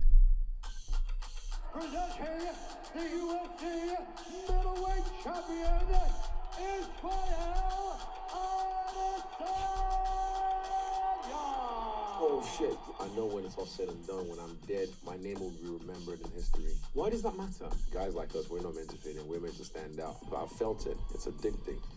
So I need to do something that's gonna just tame the beast. If not, it's gonna seep in other ways I wouldn't want it to in my life.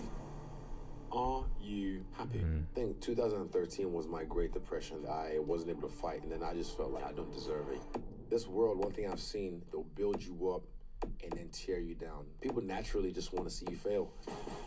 I don't feel like I have anything to hide. I put things out there that I probably shouldn't sometimes, but that's my way of being vulnerable, where I'm just like, this is me.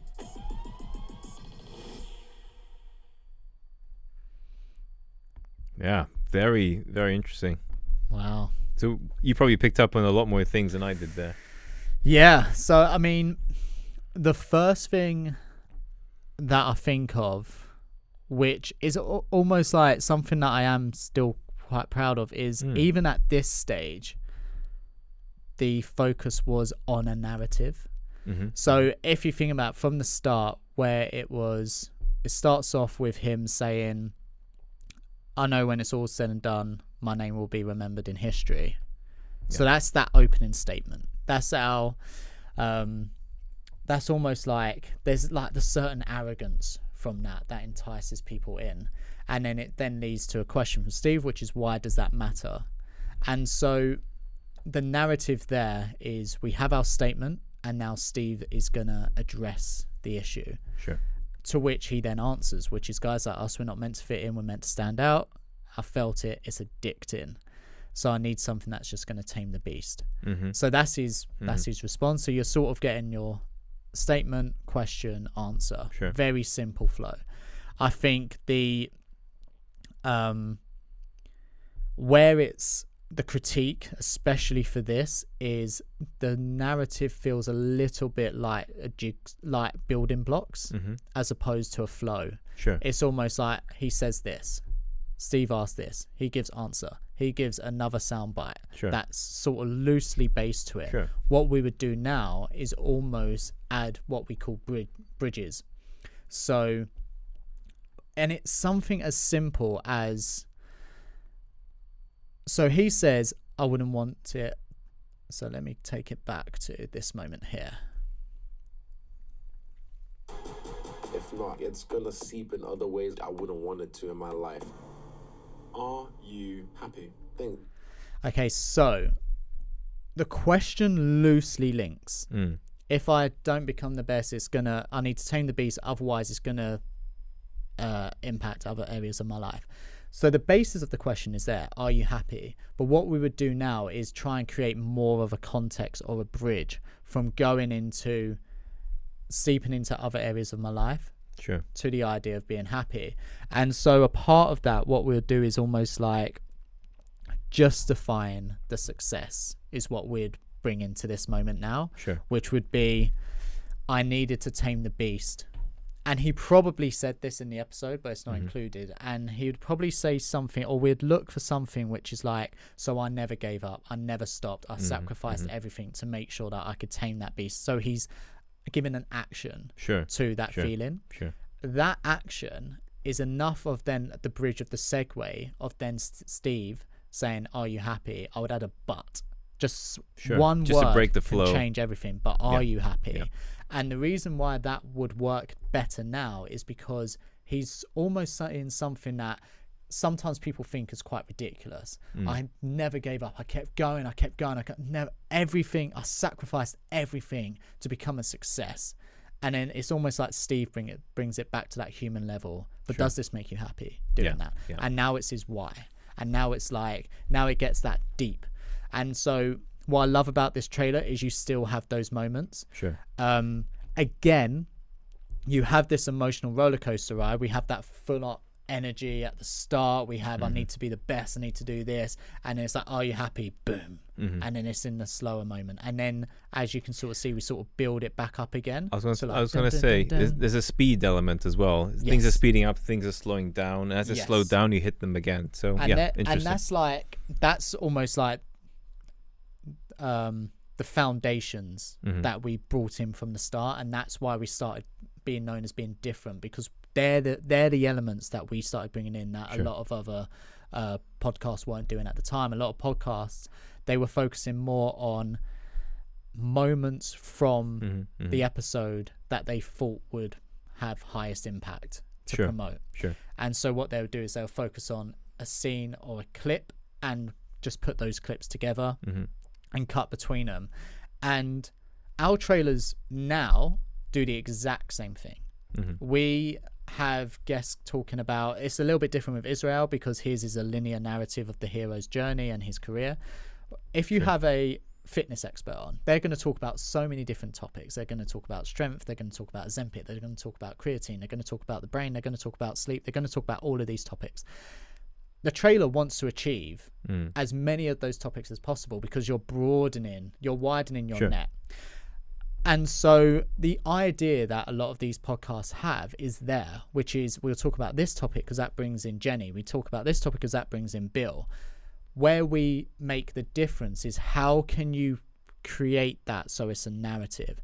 And usually it can be something as simple as one line can then justify the entire narrative flow. And things always lead into each other.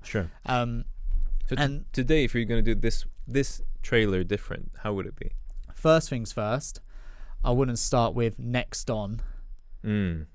The Diary of a CEO. Yeah. A, cringy. B, it's a little bit like, I don't want to say this, but it's a little bit above our station to do something like that. We're just assuming it's like it doesn't matter who it is. They're coming on the die of a CEO. Yes, of course. And so you're sort of, you sort of lose a little bit of that authenticity. But the main thing is this very loosely potentially might still work on YouTube because the audience have clicked on a thumbnail, clicked on the text. Sure. The reasons why it wouldn't work, because they've clicked on the thumbnail, clicked on the text, and they know it's Israel Adesanya. So then you're just wasting time saying next. Exactly, it's a waste of space. Yeah. And so I think what we probably done, in fact, what I think we did do with this is we cut that from the YouTube, from the YouTube episode.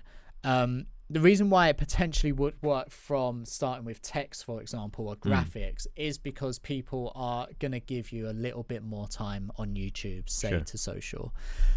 It would not work on social because you are not pulling in your biggest asset when it comes to this episode, which is this guy here, Israel. Massive name, well known. That's why we've got him onto the podcast to share his story, because people know him, people want to know this stuff. You don't actually see him in the chair for 12 seconds. So that's long. That is long. And so you're not there's no familiarity with it. People have learnt to know what it looks like to be on a DOAC set. They know there's the mirror behind them, they're in a certain room. And so in that first shot, we now know that it's a Diary of a CEO episode with every trailer that we make. We've even tested before where we start with B-roll and the tests were not positive towards starting with B-roll.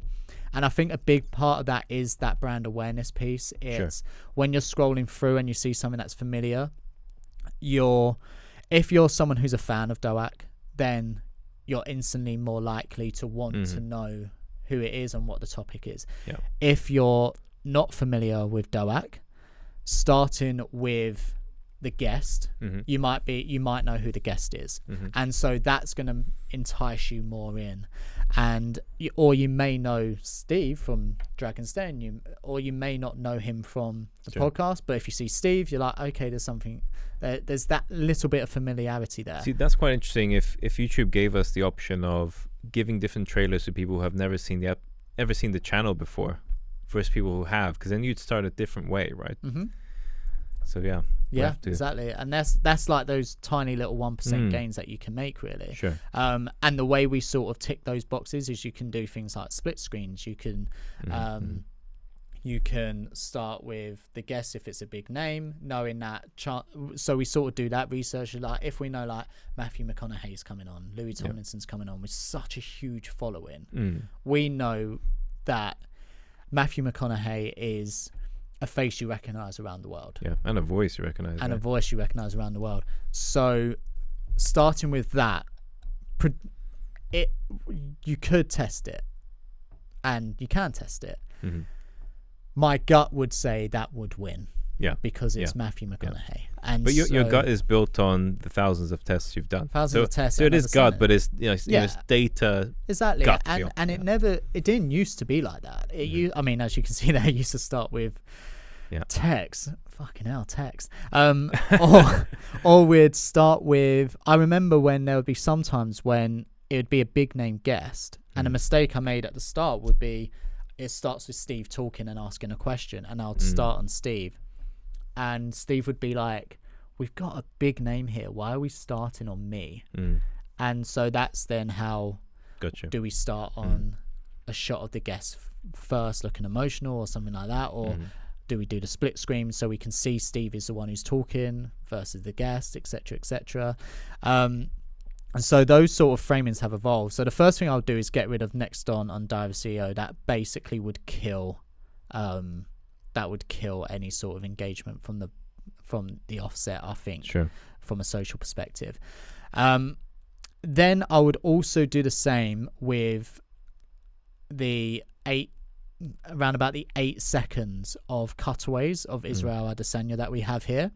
shots look cool, really cool music. It's introducing the guests, but it's introducing the guests too early, especially from a social perspective, because still we're at 11 seconds and we don't know what we're watching here. Sure. Yeah. Is it a documentary about Israel and Sanya? Is it a brand piece for Nike? Is it what are we watching here? Yeah. So starting with that shot of Israel in the chair, instantly people know, well, most people know it's Diary of a CEO. If they don't know, they can see a microphone there, so they know it's a podcast. Sure. And they know what they're going to be getting. Already you're starting that process of offering you a promise, and we're not trying to hook you in other ways. These first your seconds in a trailer are so precious. I've wasted 12 seconds saying a guy's name, and not good enough. I'm sorry. Luckily, I do think I get a bit better. Yeah. And now little gritty bits. If you see his eye lines up there, Sure. next shot his eye lines down there. Next shot his eye lines up a bit. Why does that matter? Why does that matter? Because again, this comes down to, it's very similar to the justification process that we have. Is you want to give your audience as little reason to be confused, to be thrown away from the world, to be distracted as possible. You want to make it the best possible experience for your viewer. So what was going through the checklist? What was the reason for the different camera angles? So, if you remember, obviously this is before justification. The reason for the different camera angles, honestly, is because there's cuts.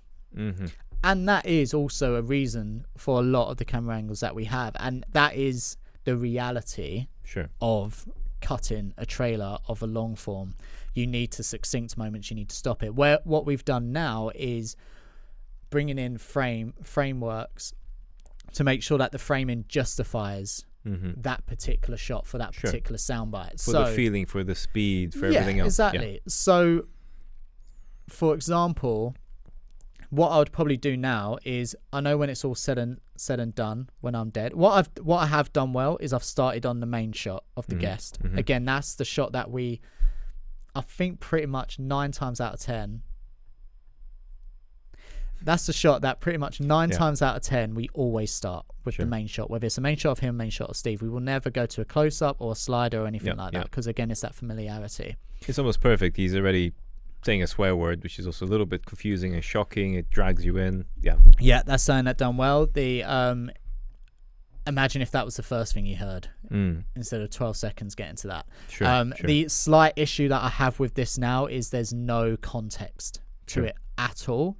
It is it's lazy editing, and I think this is again the risk that a lot of people do to try and hook people in or to create viral content. Is they do lazy editing. What I would have done is figured out why he said that, because for him to say that, something must have happened, something interesting. Maybe it was a question he got asked that he was like, oh shit, I wasn't expecting that. That's still engaging, that's still going in, and you can still start with the oh shit. The problem is it's almost just says oh shit, really energetic, then the next shot, I know when it's all said and done. There has to be a reason for the oh shit. Clearly they don't align, and so that's a great spot. It's got the pro of the reason why I've done it, and there's the justification. It's to try and make people click. But I believe it's lazy editing, and I wouldn't want to do that. You can still do things like this, but you just think about it a little bit more. Sure, there has to be a reason, justification, etc. Exactly. Gotcha. And then going back to the framing, so I've gone oh shit, gone to the slider. Fair enough. My name will be remembered in history. If I was to do that now, I would have gone to a close-up. Even closer. Even closer. So it's really focused in on him. Obviously, this was also before the time where we didn't do impact text. This is all captions. Sure. A little 1% there is we changed it to sentence case, so it's a little bit easier to read. But yeah, so this eyeline thing is really peeing me off to the extent. I noticed also a color grade difference in one of the frames. So this is again something where at the start Jack would color grade for the episode. Yeah, jacket is all your fault. Yeah, basically. No, this is me. It's like I would color grade for the trailer. Yeah, we would all do our own little color grading based on what we're doing. That don't happen now. Obviously, we get the graded files, so there's that consistency there. Sure, that's something that we started out with, and I'm not a color gradist. I'm self-taught. Yeah, it's I hadn't color graded before. It's such a huge skill. Yeah. And so. So and again, so going to that eyeline is, I then created a template. Yeah. Which essentially is my social template, and it's got guidelines to where the buttons go, where the little reel at the top goes, and it changes when Instagram or LinkedIn etc. change their framework, change their like look and feel of the app.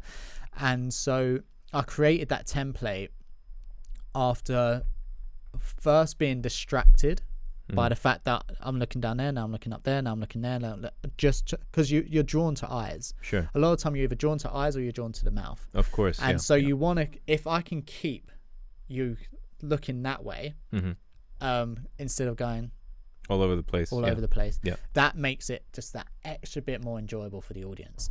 And so that's something that I would change, and I did change. And so again, here, if you look there, look how high his eye is up there, and then cut to Steve. Yeah. And it drops. And so you have to look down. And I mean, you can even go as far as in terms of hierarchy and what it means. If you really wanted to deep down into it, which I didn't, but there is an element, there is a reasoning to think that people might think of Steve as less because he's lower down. Sure. And this is an actual thing. I've seen it on film sets where directors and actors want to have that power play. Sure. And they will always, when someone sits down, they'll stand up, and then someone else would then stand up and get a bit higher. To the extent, there was two people who I can't name. Yeah. They were very like bro people. Yeah. And it got to, you could see this power play happening, and it just got to a point I was like, I'm going to come in one day and one of them's going to bring a step ladder, and they're going to stand on a step ladder, and then someone's going to bring an even bigger ladder. It's going to get that silly. Yeah. So you can even look at, and then again, so his eyes are there. Next shot, he's all the way down there, and now his eyes are back. So that's a big no-no. And again, that's why I created a template for that, because it was annoying me. And then I also created a template for the other side of social buttons, because bits of text would be cut off or covered by the buttons. And again, it just looks like it's not made to be for that platform. Sure. And so I believe everything an audience watches, so many people will create the 16:9 for YouTube, and then they'll just shrink it and crop it to a portrait. One question I had is, for going from the 16:9 to a story form, which is the complete opposite, 9:16, do you end up actually changing the trailer because of the ratio? So I'm not talking about, obviously, condensing. Do you actually change the actual content of the trailer because it's a different format? In elements, yeah. So we'll reshoot certain props, we'll reshoot certain things. We'll have a moment where, say, if we bring in crop bars, for example, that don't work for portrait. It works amazingly for 16:9. In fact, I think one of the examples I'm going to show you, I can actually bring that back in and do. But yeah, there are elements, because we believe that for the best viewers, for the best viewership, and for people to thoroughly enjoy it, it makes sense to make the content that to make it feel like the platform they're watching it on, the content was made for that platform. That just adds to the enjoyable experience. If you start making it a bit more difficult for them, and it's not great, or if things are cropped out and it's not as enjoyable. Lazy editing again. Lazy editing. Okay. So that I would change. It's very B-roll heavy. And I think the reality of it is the B-roll tried to tell a story. I think if we look, but it doesn't tell the story enough. Yeah. Beast. If not, it's gonna seep. So he's just said here to tame the beast, and I've shown him winning multiple fights. Sure. What I probably should have done is him being a beast, being aggressive, so being his most ruthless moments. Yeah. Which I've more brought in, I think, later on. Yeah. Oh no, I didn't. So I didn't even include it. So that's what I would have done on this one. I would have shown him being the beast, and then when I would then add in that extra line now about how he became the greatest, I would then bring that in. Sure. Winning the medals, putting on the belt. Yeah, exactly. that makes sense. But are you happy? I like what I've done here. This is something that we still do, is use of color. So In my life. Dimming down, changing it to black and white. It's almost like, oh, it's gotten raw now. There's that motion change. It's telling the audience like, you're about to feel something else now. Get ready. Very good. So yeah, I mean, I think it's pretty good. I think by today's standards and the trailers you're making now, it's clear. The difference is really clear. Like it's a different planet, I would say. Yeah, and it's there's some basic elements there that we still do today. Yeah.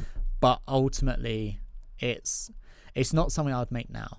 Yeah. When I watch it, I say embarrassed, but I mean it loosely. Of course, It's a fun embarrassment. It's like, I know now what I can do. Yeah. But when that was released, for a lot of people, that was almost like revolutionary in the podcast world. Of course, yeah. And it's those sort of times when people would be like, oh, this is what they've created. Context is important as well. You know, the time it was released, what other trailers were available. I love this trailer of Club. I think it's one of the best.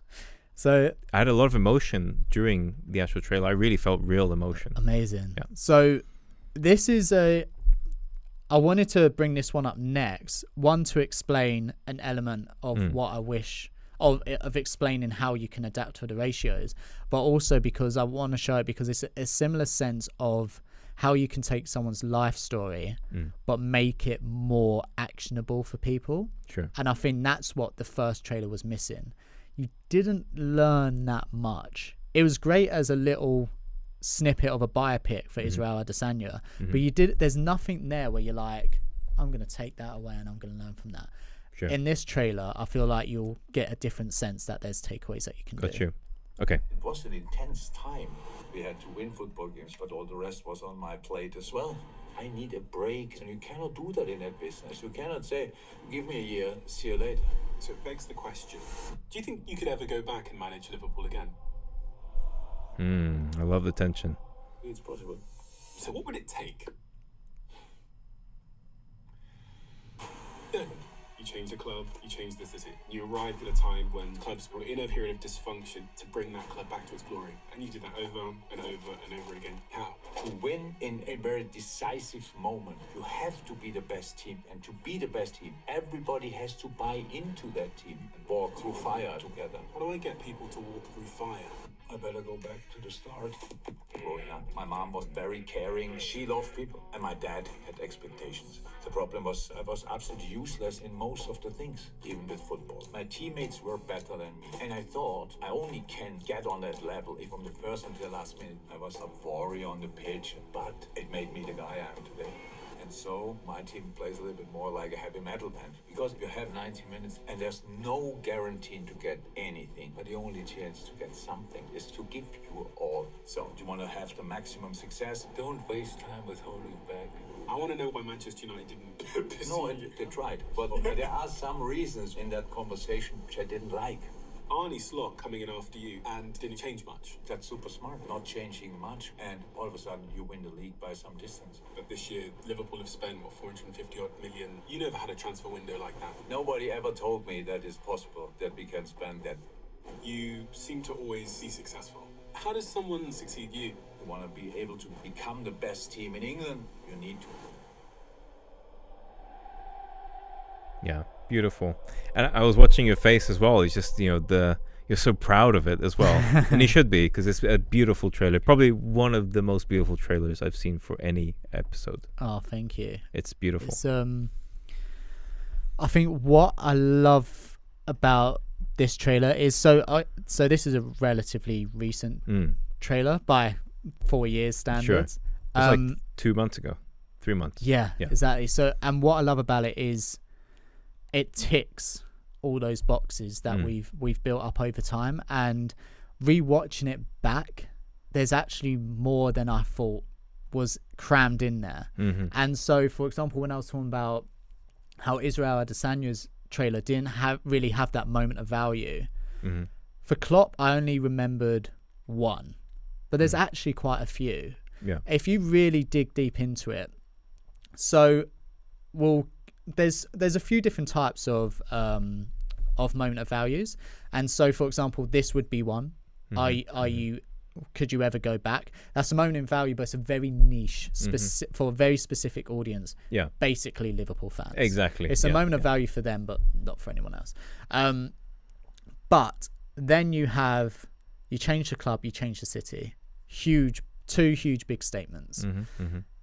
And then through this moment here, we're learning how he just keeps making teams better, and he's done it time and time and time again. Here's our first moment of value.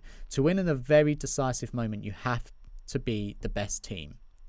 Everybody has to buy into that team and walk through fire together. So if you're a manager, if you're a team leader, you're already getting a sense of what it takes for Liverpool to win the league. Is how can I get my team to become the best that they possibly can be? And so ultimately that then all leads to the question, how do I get people to walk through fire?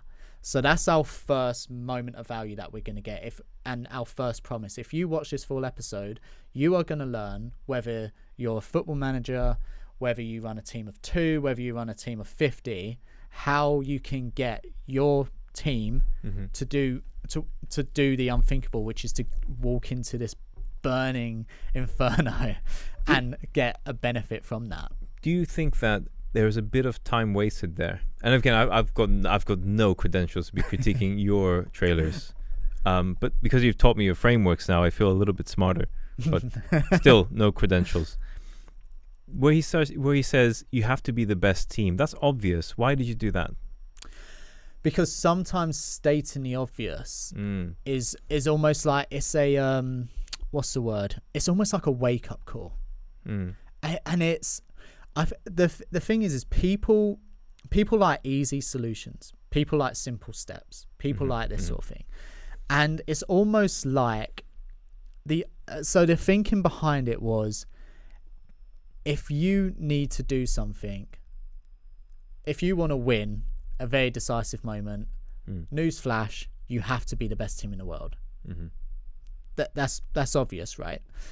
And so what it is basically saying is you have to do this. There's no choice. Okay, whether it's that simple. The answer's that simple. On surface level, you have to be the best. Now it's how do you become the best? Yeah. And so it's almost like sometimes stating the obvious means that people get on board, that it's not going to be this hugely complicated answer. Yeah. It's something that when you say it makes perfect sense. I think it plays on the tempo as well, because it's like, okay, he's stating something, okay, you have to be the best, and you take, and then you accelerate again. I think that it plays that effect as well, which is quite interesting. 100%. But the beauty of it is that is something that you could test and change. Yeah. And again, it comes to the reality of the situation is you could, in theory, to win a very decisive moment, everybody has to buy into that team and walk through fire. So the only potential problem there is the word team. So everybody has to buy into that team. When you get rid of, you have to be the best team, suddenly the question is, what team? Yeah. So what do you mean, what team? Sure. So it's almost like having a sentence that makes sense on its own. Yeah. Exactly, yes. And one thing I've noticed here is that the Sanya trailer was 55 seconds. This one is 2 minutes. And we're doubling the amount of time you can cram stuff into. You can tell a lot more in 2 minutes versus less than a minute. So is it unfair even to compare them? Because they're different lengths completely, double the length. I don't think it's unfair, because I've always been on the mindset that you should tell a story in its shortest possible length to still be interesting and exciting. And so I think with Israel Adesanya, the maximum we had at the time for socials was a minute. That's the max we could have. And so for us, we wanted to cram in as much as we can. Now it's 90 seconds on social, so we had to do things to cut for the social. Yeah, I was thinking that as well. Okay. But it's because ultimately there's so much that you can tell with this story. It allows you to explore it a little bit more. So there is that element of yes, in hindsight, you can't cram as much in with an Israel Adesanya one, but it shouldn't be an excuse. Sure. That's the card you've been dealt. What I should have still done with Israel Adesanya is not waste 12 seconds of that precious 60 seconds on that. With this trailer, there's not a second I don't think that's wasted. Yeah. Every single second is highly justified. Even when we go back to do you think you could ever go back to Liverpool?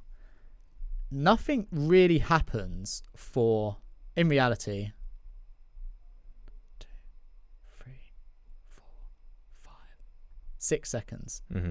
Nothing really happens. You're showing shots of Jurgen Klopp, but it's the feeling that you're creating. And that is something that people loved.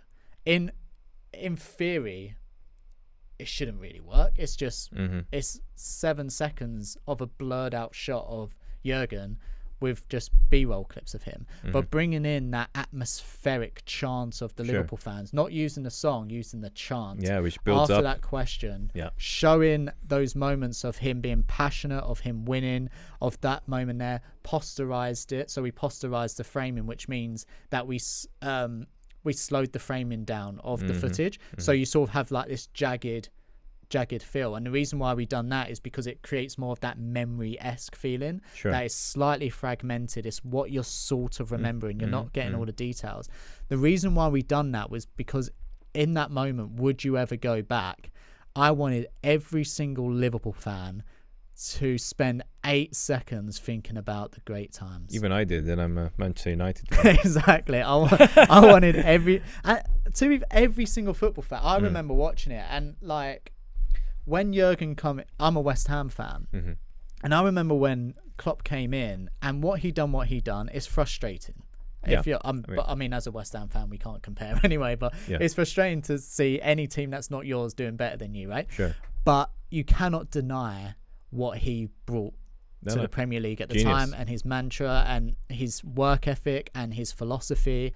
And so I think every Liverpool would be watching that going, fuck, those were such good times.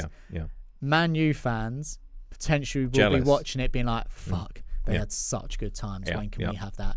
Every West Ham fan was like, we're fucked. Just full stop. We're just fucked. I don't want to watch this.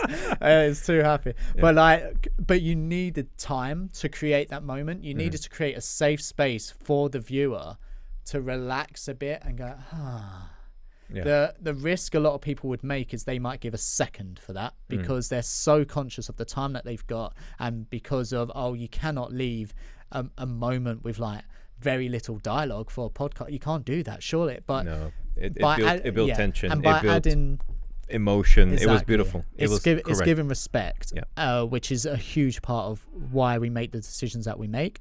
And so when it comes to adding in that chant, that's your audio piece. So even if you're listening to it, you can sort of feel him thinking about that question. It's such a heavy question. Would you ever go back to this club? Such a huge question. So much weight on it. And just hearing it, because that's obviously something that we have to think about, right? There's only going to be people listening to this. Hearing the chant of "You Never Walk Alone" has so much emotion for a lot of people. Yeah, it's beautiful. So that's why we gave it that moment. And I think this is also a great example of the changing it as well from 16:9 to landscape. This moment didn't quite work as it did in portrait. If you imagine, if I was to take a screenshot here, you can't. I mean, you have to kind of move him, but then there's two of him, and it wouldn't work. This is all you get for portrait.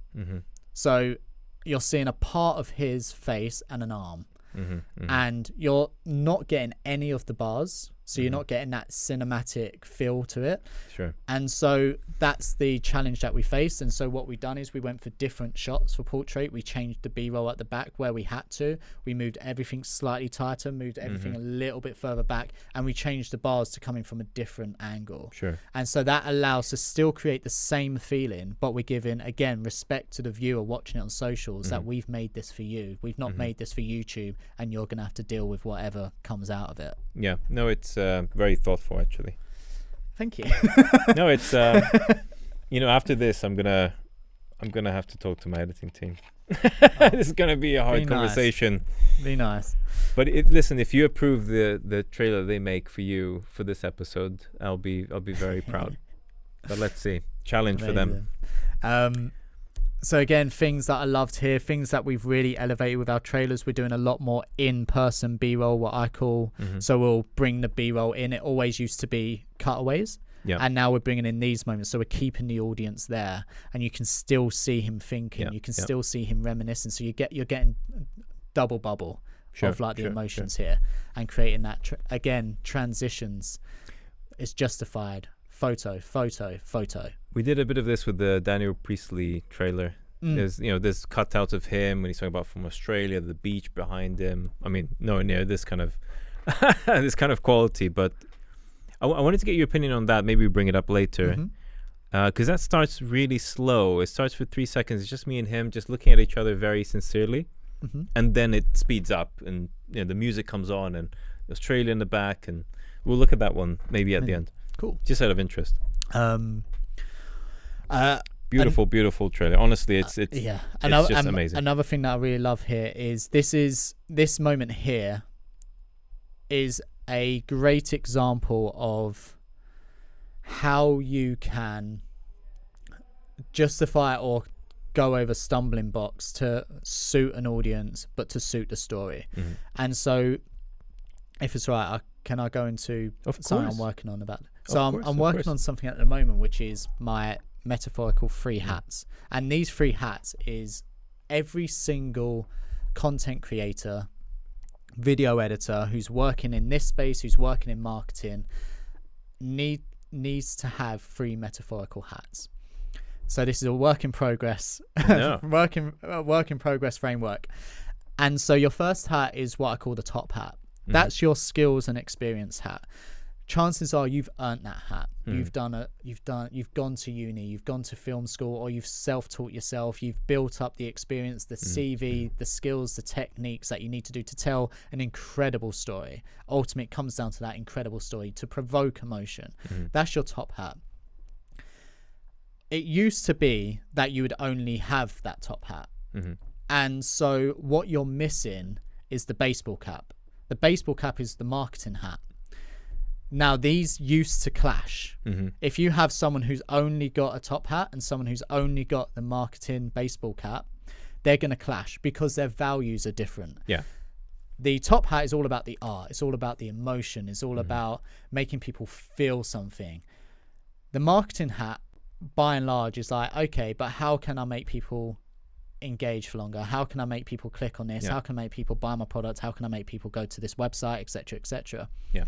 And so the marketing hat is where you start bringing in elements of how the human mind works, how you can play on certain behaviors, how you look into things like cliffhangers and hooks. The top hat in reality probably wouldn't want to build a cliffhanger because it feels like a tad injustice to the story, because you want a beginning and middle of an end. That's how we've been taught. That's how you learn films. That's why we get frustrated when certain films don't have the ending that we want them to have. The marketing hat is like, no. The cliffhanger works because it literally leaves the audience wanting more. The cliffhanger was first invented, I believe, in a series of, I think it was like an author would tell stories in magazine articles. I believe this is right.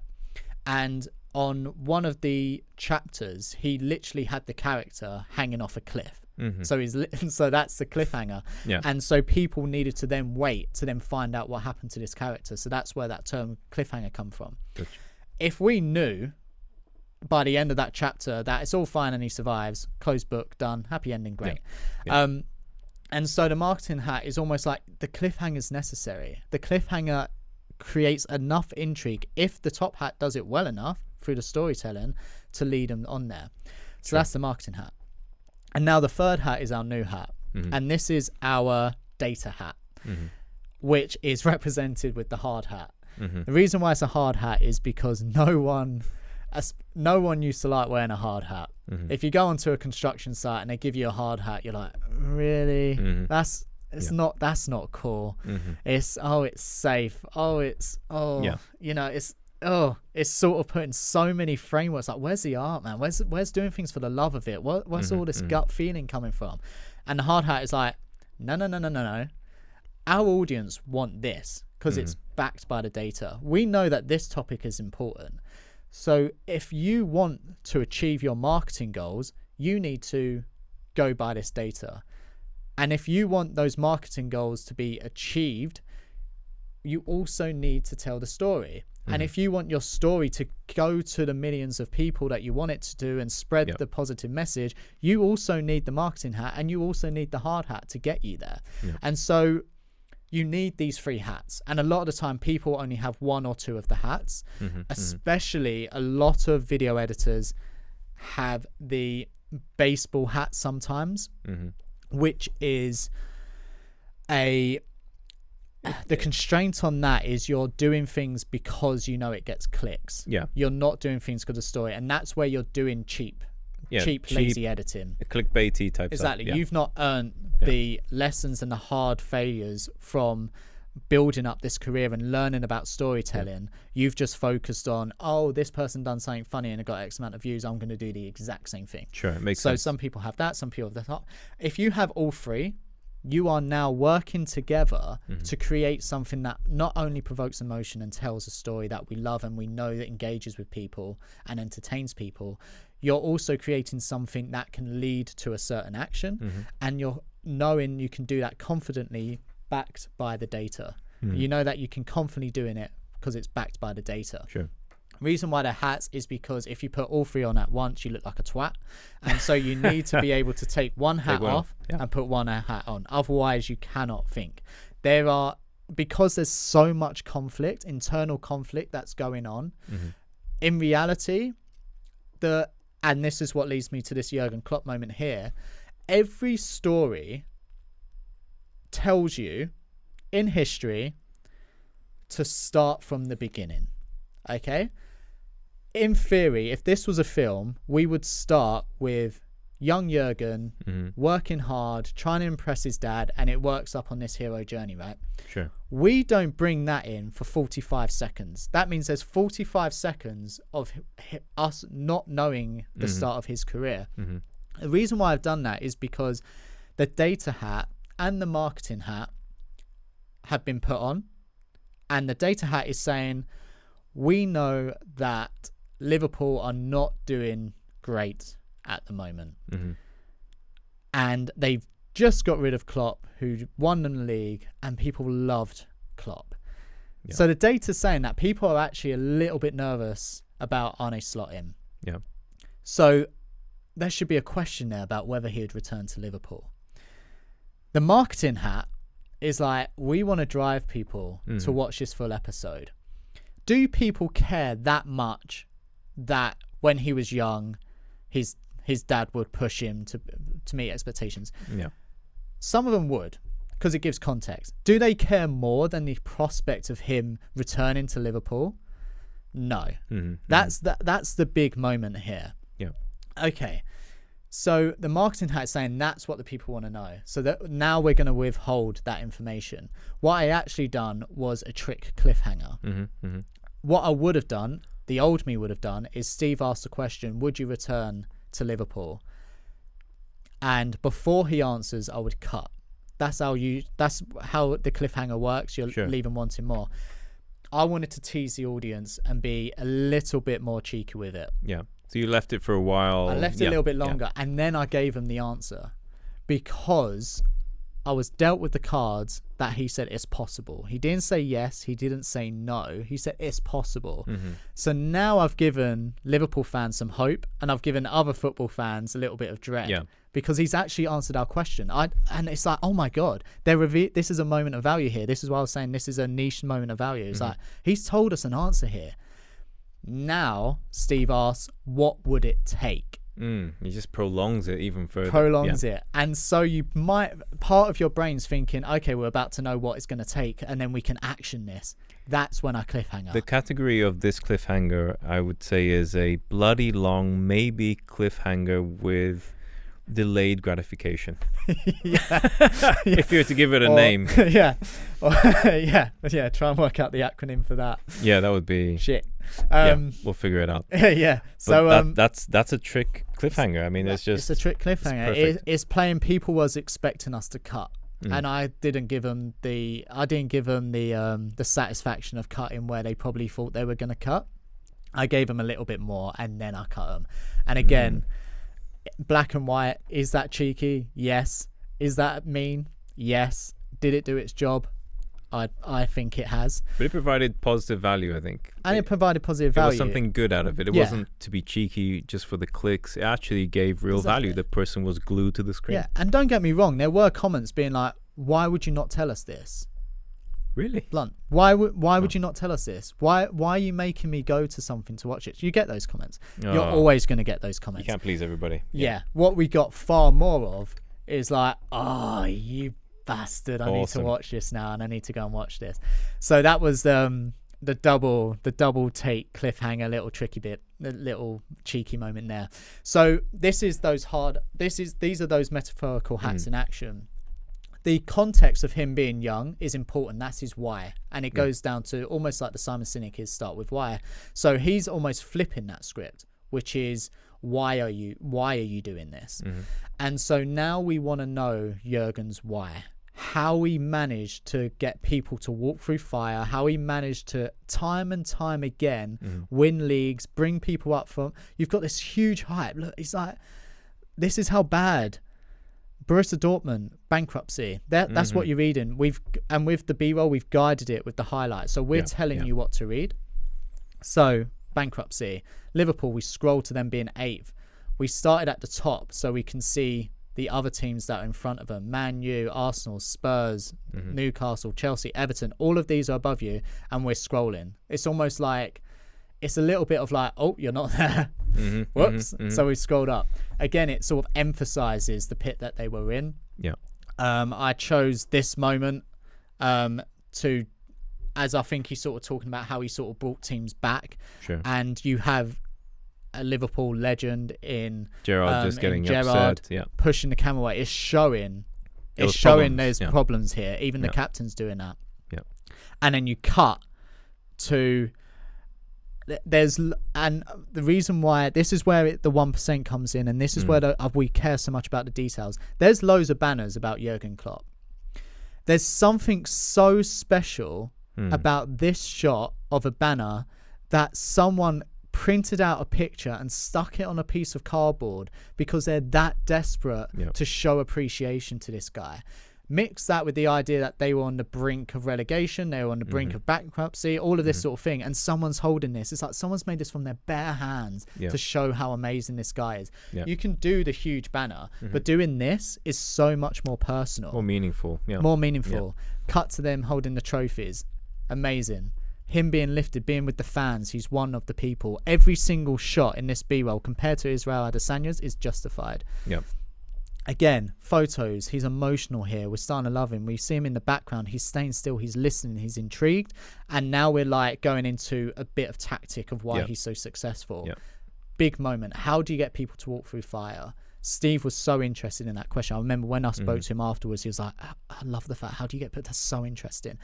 How do I, and again, it's a bit cheeky because people want to know that answer. I'm going to have to make you wait a little bit longer because I'm now going to go through the context of start building this journey. Why? So that is the hats in action of how a storyteller top hat has had to make sacrifices and face a challenge of what the marketing hat and it wants and what the data hat suggests. Makes sense. But you work with it, right? It's not 45 seconds of that trailer isn't crap because I was like, I don't want to do this bit. I want to start here. This is where my passion starts.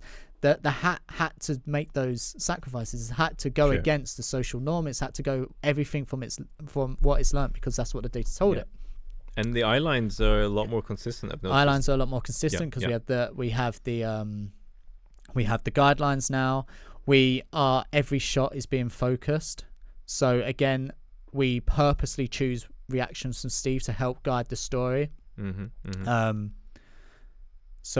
was absolutely useless. in most things. We cut in on the most things because it's a little bit more personal. It's almost like a lot of people would be like, in most things, that's like the inner dialogue. That's the doubt.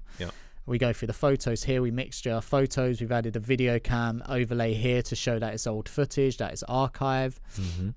Again, the fonts that we used here, Warrior, is very gritty, very raw. It's in red. It's almost like death. It's fighting. It's battle ready. It's up close and personal. Cut to the moment of Steve. There's almost like a little bit, there's intrigue, but there's almost the tad of fear.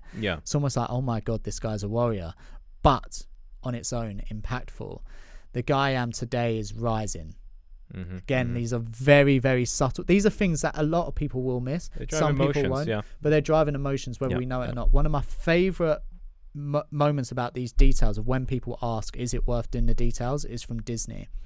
When Disney are creating a park, for example, or they're creating a new pathway for their theme parks, they done a video that I watched where there's a guy who walks around with stencils, and this was for the Animal Kingdom, I believe. And he walked around with stencils of different animal footprints, and he had a wagon wheel, and he was putting these in the wet cement. A lot of parks actually do this. But what he'd done, which was so fascinating to me, and I never really focused in, but now I do. And I know every time I go into Disney, I feel the magic. I feel the narrative. I feel like special to be there. I feel immersed into that world. And a lot of that is subconscious. He spent the entire video explaining where he put the footprints, and he told the story of how a wagon's driving down this road, and then we see this I think it was like an ostrich or something, like come along, and the wagons had to swerve out of the way, and so there's a little bit of a scuffle there, and you see the wagon wheels going across there. He's telling this story, and it's like this idea of like a lot of places would just have this wagon thing going across, or like some footprints, and you see that a lot, especially in Britain, when you compare it to like the American theme park standards. The fact that if you look down and it's different, and it's a little bit rough, and it's a little bit ready, it's like it's like it's telling this story, it's immersing you more into this world because it's not perfect, which then leads me to another technique that I use quite a lot, and which I've taken from films, especially from Marvel, is something I called the perfect imperfection. The perfect imperfection is when you purposely make something imperfect to drive emotion and to drive authenticity. And so the way I would do that is, say if I want to make a moment really stand out, and a good example of this, maybe we could pop it in the screen, was when we had the orgasm queen on the Diary of a CEO, and the hook is she's explaining the different types of orgasms. And there's one where, I mean, I even had to cut it down, it's that long, but it's so long in the hook, and it's like the ultimate orgasm. And so for about 10 seconds she's going like replicating this orgasm. And it cuts to Steve and Steve's reaction. A little bit of movie magic here is that's not the actual reaction from Steve. Because Steve, I imagine, in the recording he wanted the guest to feel secure and safe. His reaction was actually a lot more poised and neutral. It's like I'm listening.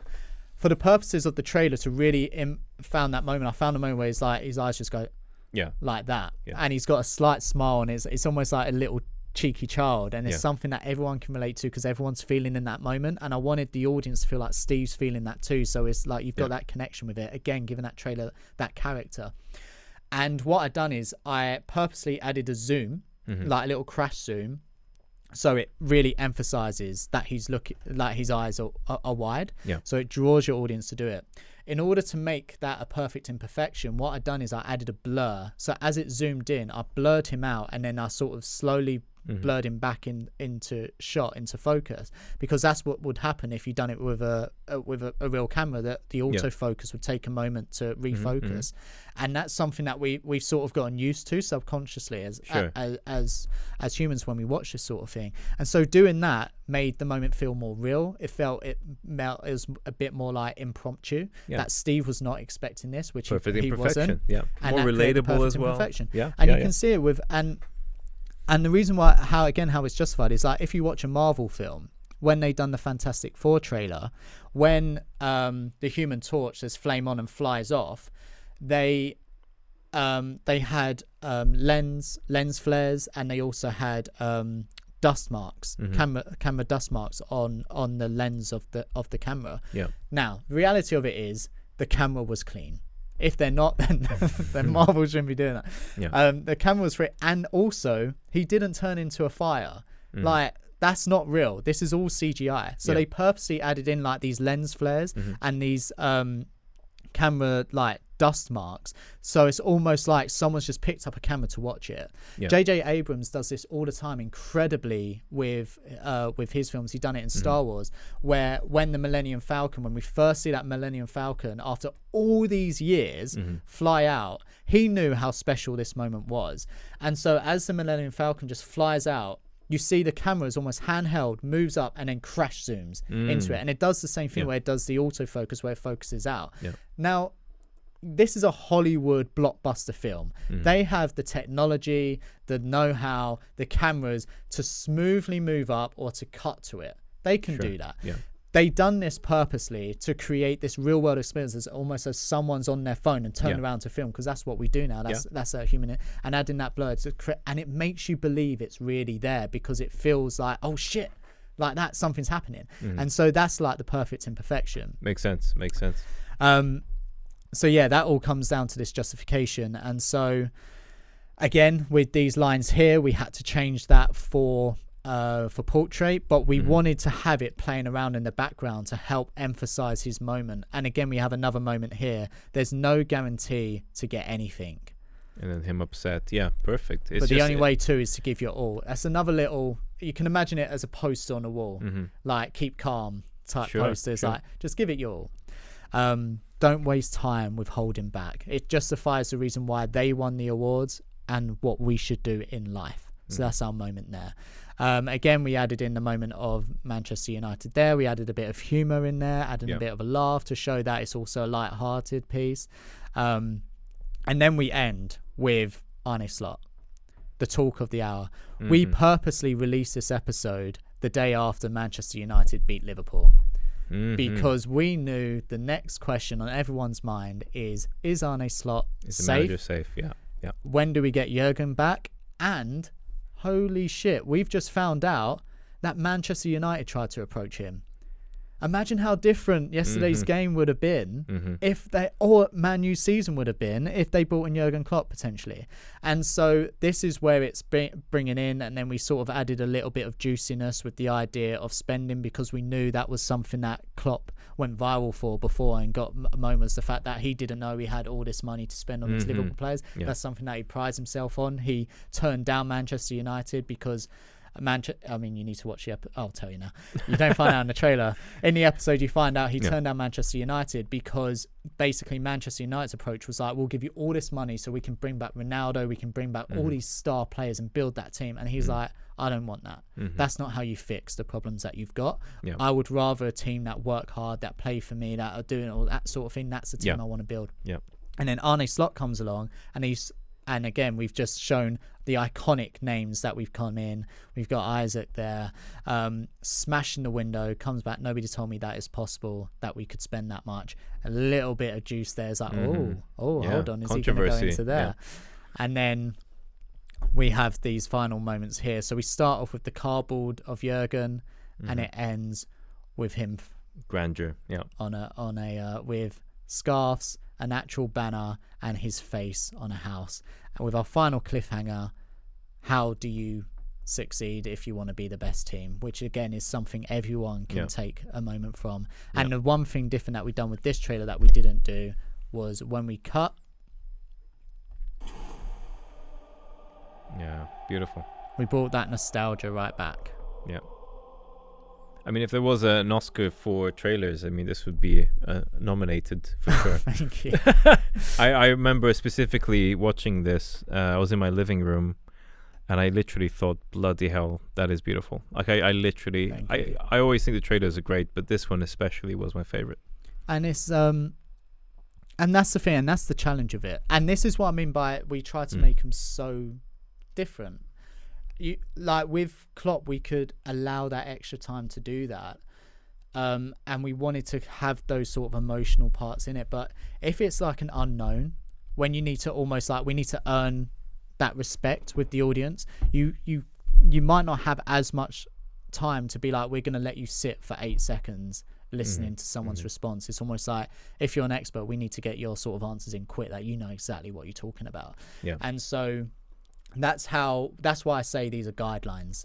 Ultimately, the biggest thing that you need to learn as an editor is learn how to tell stories. Pick up a book about hacking the human brain, learn those, because frameworks are all well and good. Steps are great. Like we say, we've got our 7 steps. They change a bit, and then we have a whole host of other things that we do because we simply outcare so many other people. We don't have to do that. We do that because we care so much about the show, about the guest, about Steve, and about the audience, and we want to give the audience the best possible experience ever. But it all stems down to you can't achieve any of this until you learn those basic fundamentals of story being king, and how you can help use techniques and tools of human manipulation, hacking the human brain, and what makes humans think, to build that momentum, and then you can do all of this, the additional fancy stuff. Makes sense. I have many more questions to ask you. Let's put the laptops away. So, and one thing I wanted to ask you is AI, right? I mean, I'm in the world of AI. I've been in AI for 20 years, so you can see, I can definitely see how much it's gotten better. I've lived through many AI winters, as they call them, where nothing happened, nothing advanced. But things have changed in the last 3 years. And I got reminded of this when OpenAI sent me a gift for their 3rd year anniversary, and I just remembered, wow, it's been 3 years. I mean, you are deep into the art of creating beautiful content. But you've also seen AI catch up over the years and do pretty amazing things.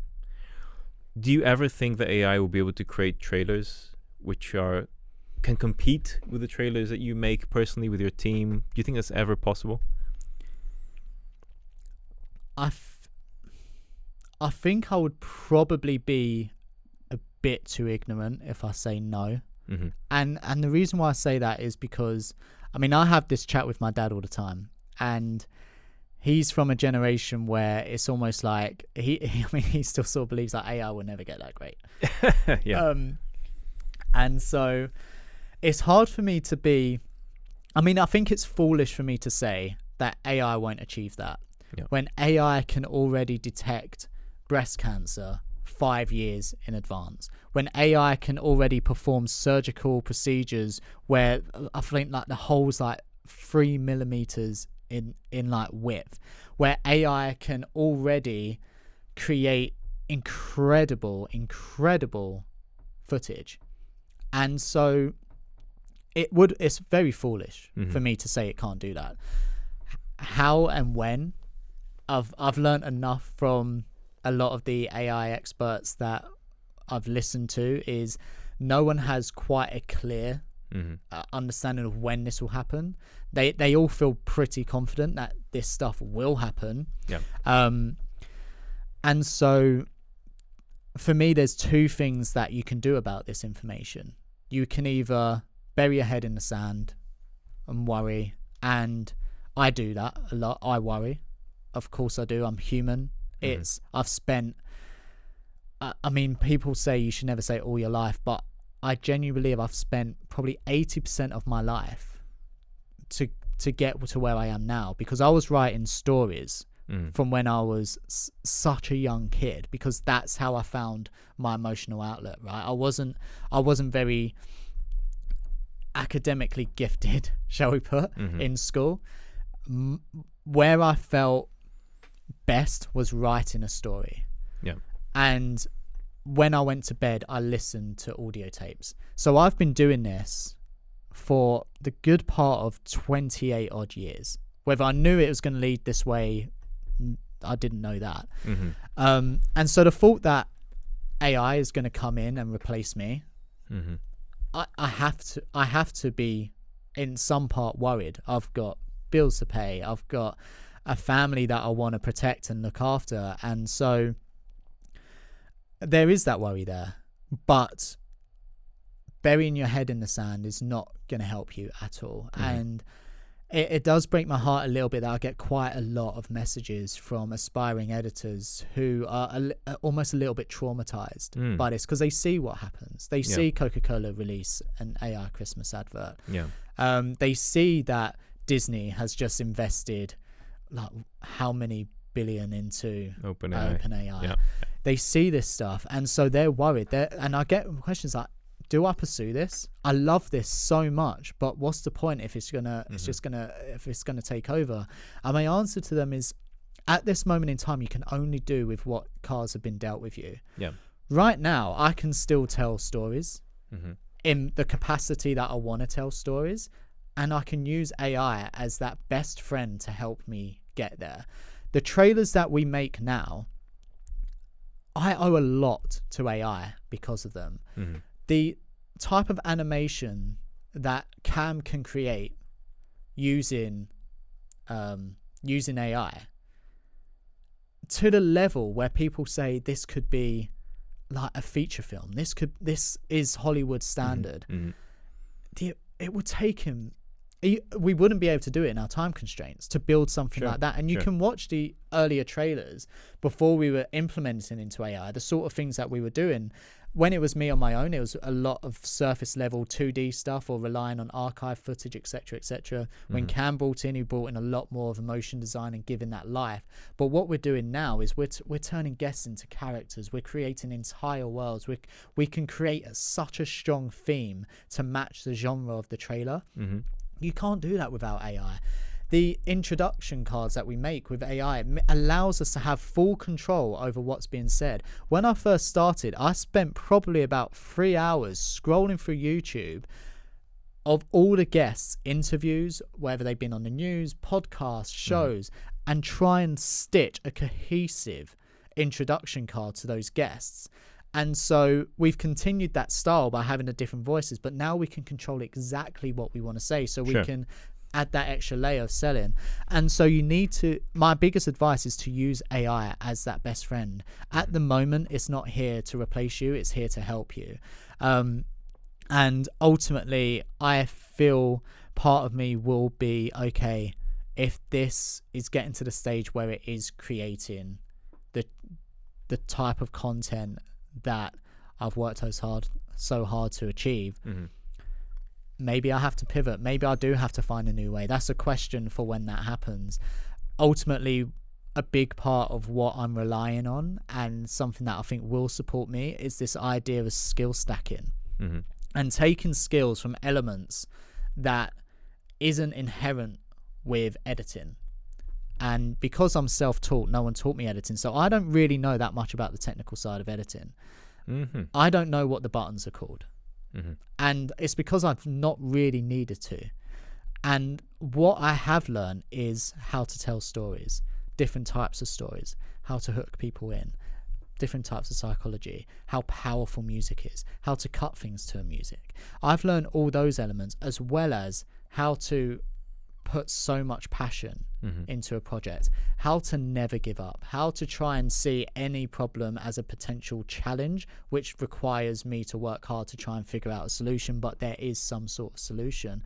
All of those different skills are coming in, and it goes back to what we were saying before about with those hats, where we have some editors who have that one skill, which is to cut things that they've seen before. My worry for them is, when that thing changes, or when AI can then do that, because it's more of the surface level stuff, so that stuff will happen sooner. What do they do? Because they've not invested as much time into learning how to understand how humans react to certain emotions in these moments. They've not understood time lengths of how long you should stay in this moment. They've not got that feeling, that instinct, or that gut from those years of experience testing this stuff. And so that's where I think a lot of editors, a lot of content creators will be able to survive and pivot, is if they learn the skills from other areas so they can adapt. I mean, who knows? According to Jeffrey Hinton, I should become a plumber. So I mean, I don't know if that's true. I mean, I've certainly looked at the courses, but then it becomes okay, if I was to become a plumber, in that world. How do I become a plumber that gets work? Yeah. And it's probably by using the exact same frameworks and the checklist that I do from the trailers to create content, that using AI to create content that hooks people in, to sell my story, to create me as a character, to almost like take audience members on a journey to promote myself. Marketing's always going to happen. It's just I'll be potentially telling AI to do that. So even if I do pivot as a plumber, how do I bring in customers still? How do I market to people? Those things will follow us wherever we go. The power of communication, for example, follows us wherever we go, and plays a key role in how we achieve the goals that we achieve. And it's no different with understanding how humans think and how to tell a story. Can you imagine the trailers you can make as a plumber? I mean, everyone will love plumbing and just pipes and all kinds of things. No, I wanted to ask you that question because, one thing that people said many years ago, 5 years ago, I remember distinctly, is, AI can never be creative. And boy, were they wrong, right? AI cannot be strategic, and it's using so many strategic decisions nowadays in well-established companies. And I think you made a really good point. The less creative, true artist editors are going to be replaced much faster. I mean, already there's tools like in Video Agent, which can create trailers, which are, can compete with basic editors today. By the way, there's something I'm working on. I love human psychology, and one thing I will do some other day, not now, not to take you off guard, is to give you a psychological profile that we made of you, to see how well we managed to use a special algorithm that I built in order to understand the human psyche, but specifically you as Ant. Wow. So we'll give it to you. We'll kind of do that, some other day. But I gave it to a couple of guests, and they, one or two guests cried when they read it. They literally said, "This understands me better than my own mother." So I believe AI can get really deep into human emotion. Well, more people trust AI therapists than therapists now, right? Exactly. Wasn't that the survey that come out? And yeah, exactly. I was one of the people that built the first AI therapist for PTSD. Soldiers had PTSD, and it scored far higher than human therapists. And the other thing is also, I think the future of checking if trailers are going to do well is if we could build AIs which had psychological personas, maybe 50 different personas, that would watch your trailers and give you feedback on the trailers, which personas would it most resonate with, in what countries, with what kind of backgrounds. And you can check, is this the kind of audience I want to go after? And so I think it's very possible to do, testing before you post with AI, critiquing the actual trailers as well. Maybe a pet project we can work on one day. But it's something I'm very passionate about, the human psyche side of things. Yeah. One thing I'll just say quickly, just to help drive a point you made home, is, when the calculator came out, it wasn't the end of maths. No. Right? Engineering took off. New types of mathematic formulas came up. People were able to do far more complicated calculations because of the calculator. And I think it resonates with your story and your advice that now that we have AI, we're able to do even more. We're able to be even more creative. Maybe a silly example is, Adobe's generative fill. The fact that we can just zoom out a bit more on a shot that we just didn't shoot quite right. Yeah. I mean, we use the shot of Jurgen Klopp. We use the AI extend generator because he actually responded faster than what I wanted him to. So we used that to extend it out. And so we allowed that moment extra, those extra few seconds, which makes a huge difference because we wanted to play out that moment of the song. We used AI to do that. And so that's what I mean. And it's like, for me, my worries don't come from AI. Because, I mean, even if you paint the one world of that Elon Musk and people have said before, which is like no one has to work. If it works out in a good way, or if you're doing your own thing, or whatever that outcome is, you make it work for you. Okay. For example, if that was the case, I'd be writing books. I'd be doing this, I'll be doing that, I'll be painting, I'd learn how to paint, I'll do all this. I would always find a way to tell stories. And my worries don't come from AI. My worries come from people's reliance on AI and people's, for lack of a better term, hope that that AI means that they don't have to think, or that they don't have to work on themselves, or that they don't have to build their own skill stack. And so, I mean, there is a part where I do have this way of like, if every single editor was just to learn the bare basics and not care about those additional elements of storytelling, etc., and they're working with AI, what you might end up with is thousands upon thousands of basically the exact same piece of AI content which has very little meaning that don't attach. When the Coca-Cola Christmas advert came out, I actually done like a little ranking of all of the Christmas ads, and my favorite one was M&S this year, and my least favorite was the Coca-Cola ad, and every single person was... Actually, you know the guy who made the ad. Sorry, he's an English guy. Is he? So a lot of the critique that came from that was because, oh, this is AI, it's soulless, it's not got anything like this. My issue wasn't that it was made with AI, because McDonald's, I can't remember which country which McDonald's had also released an AI advert. My issue with it was that it didn't really sell much on the storyline front. It didn't bring in those, didn't wear those different hats or bring in those elements. And I mean, it's Coca-Cola. They obviously know what they're doing, and it's probably achieved huge things for them. And like, to give credit to your friend, they're insanely talented of what they've been able to do with AI. What they've been able to achieve, the level of that, the quality of that animation, for example, that style is better than a lot of films that have cut their budgets because they're being released on streaming sites, for example. But for me, what was just missing was that core human storytelling element of provoking that emotion. But the McDonald's advert, for example, which was also made with AI, done that for me. It told a very clear, coherent story. It was relatable. It reminded me of all of this element. And so my issue with that advert wasn't the AI. It was, for me, it was lacking elements of storytelling. And so that's my worry with general of a potential future. And I don't think you're going to get that just from AI, because we get that now. I think part of that, you get that because of social media, is people see something that's great, instantly replicate it, release it. Someone else sees that, instantly replicates.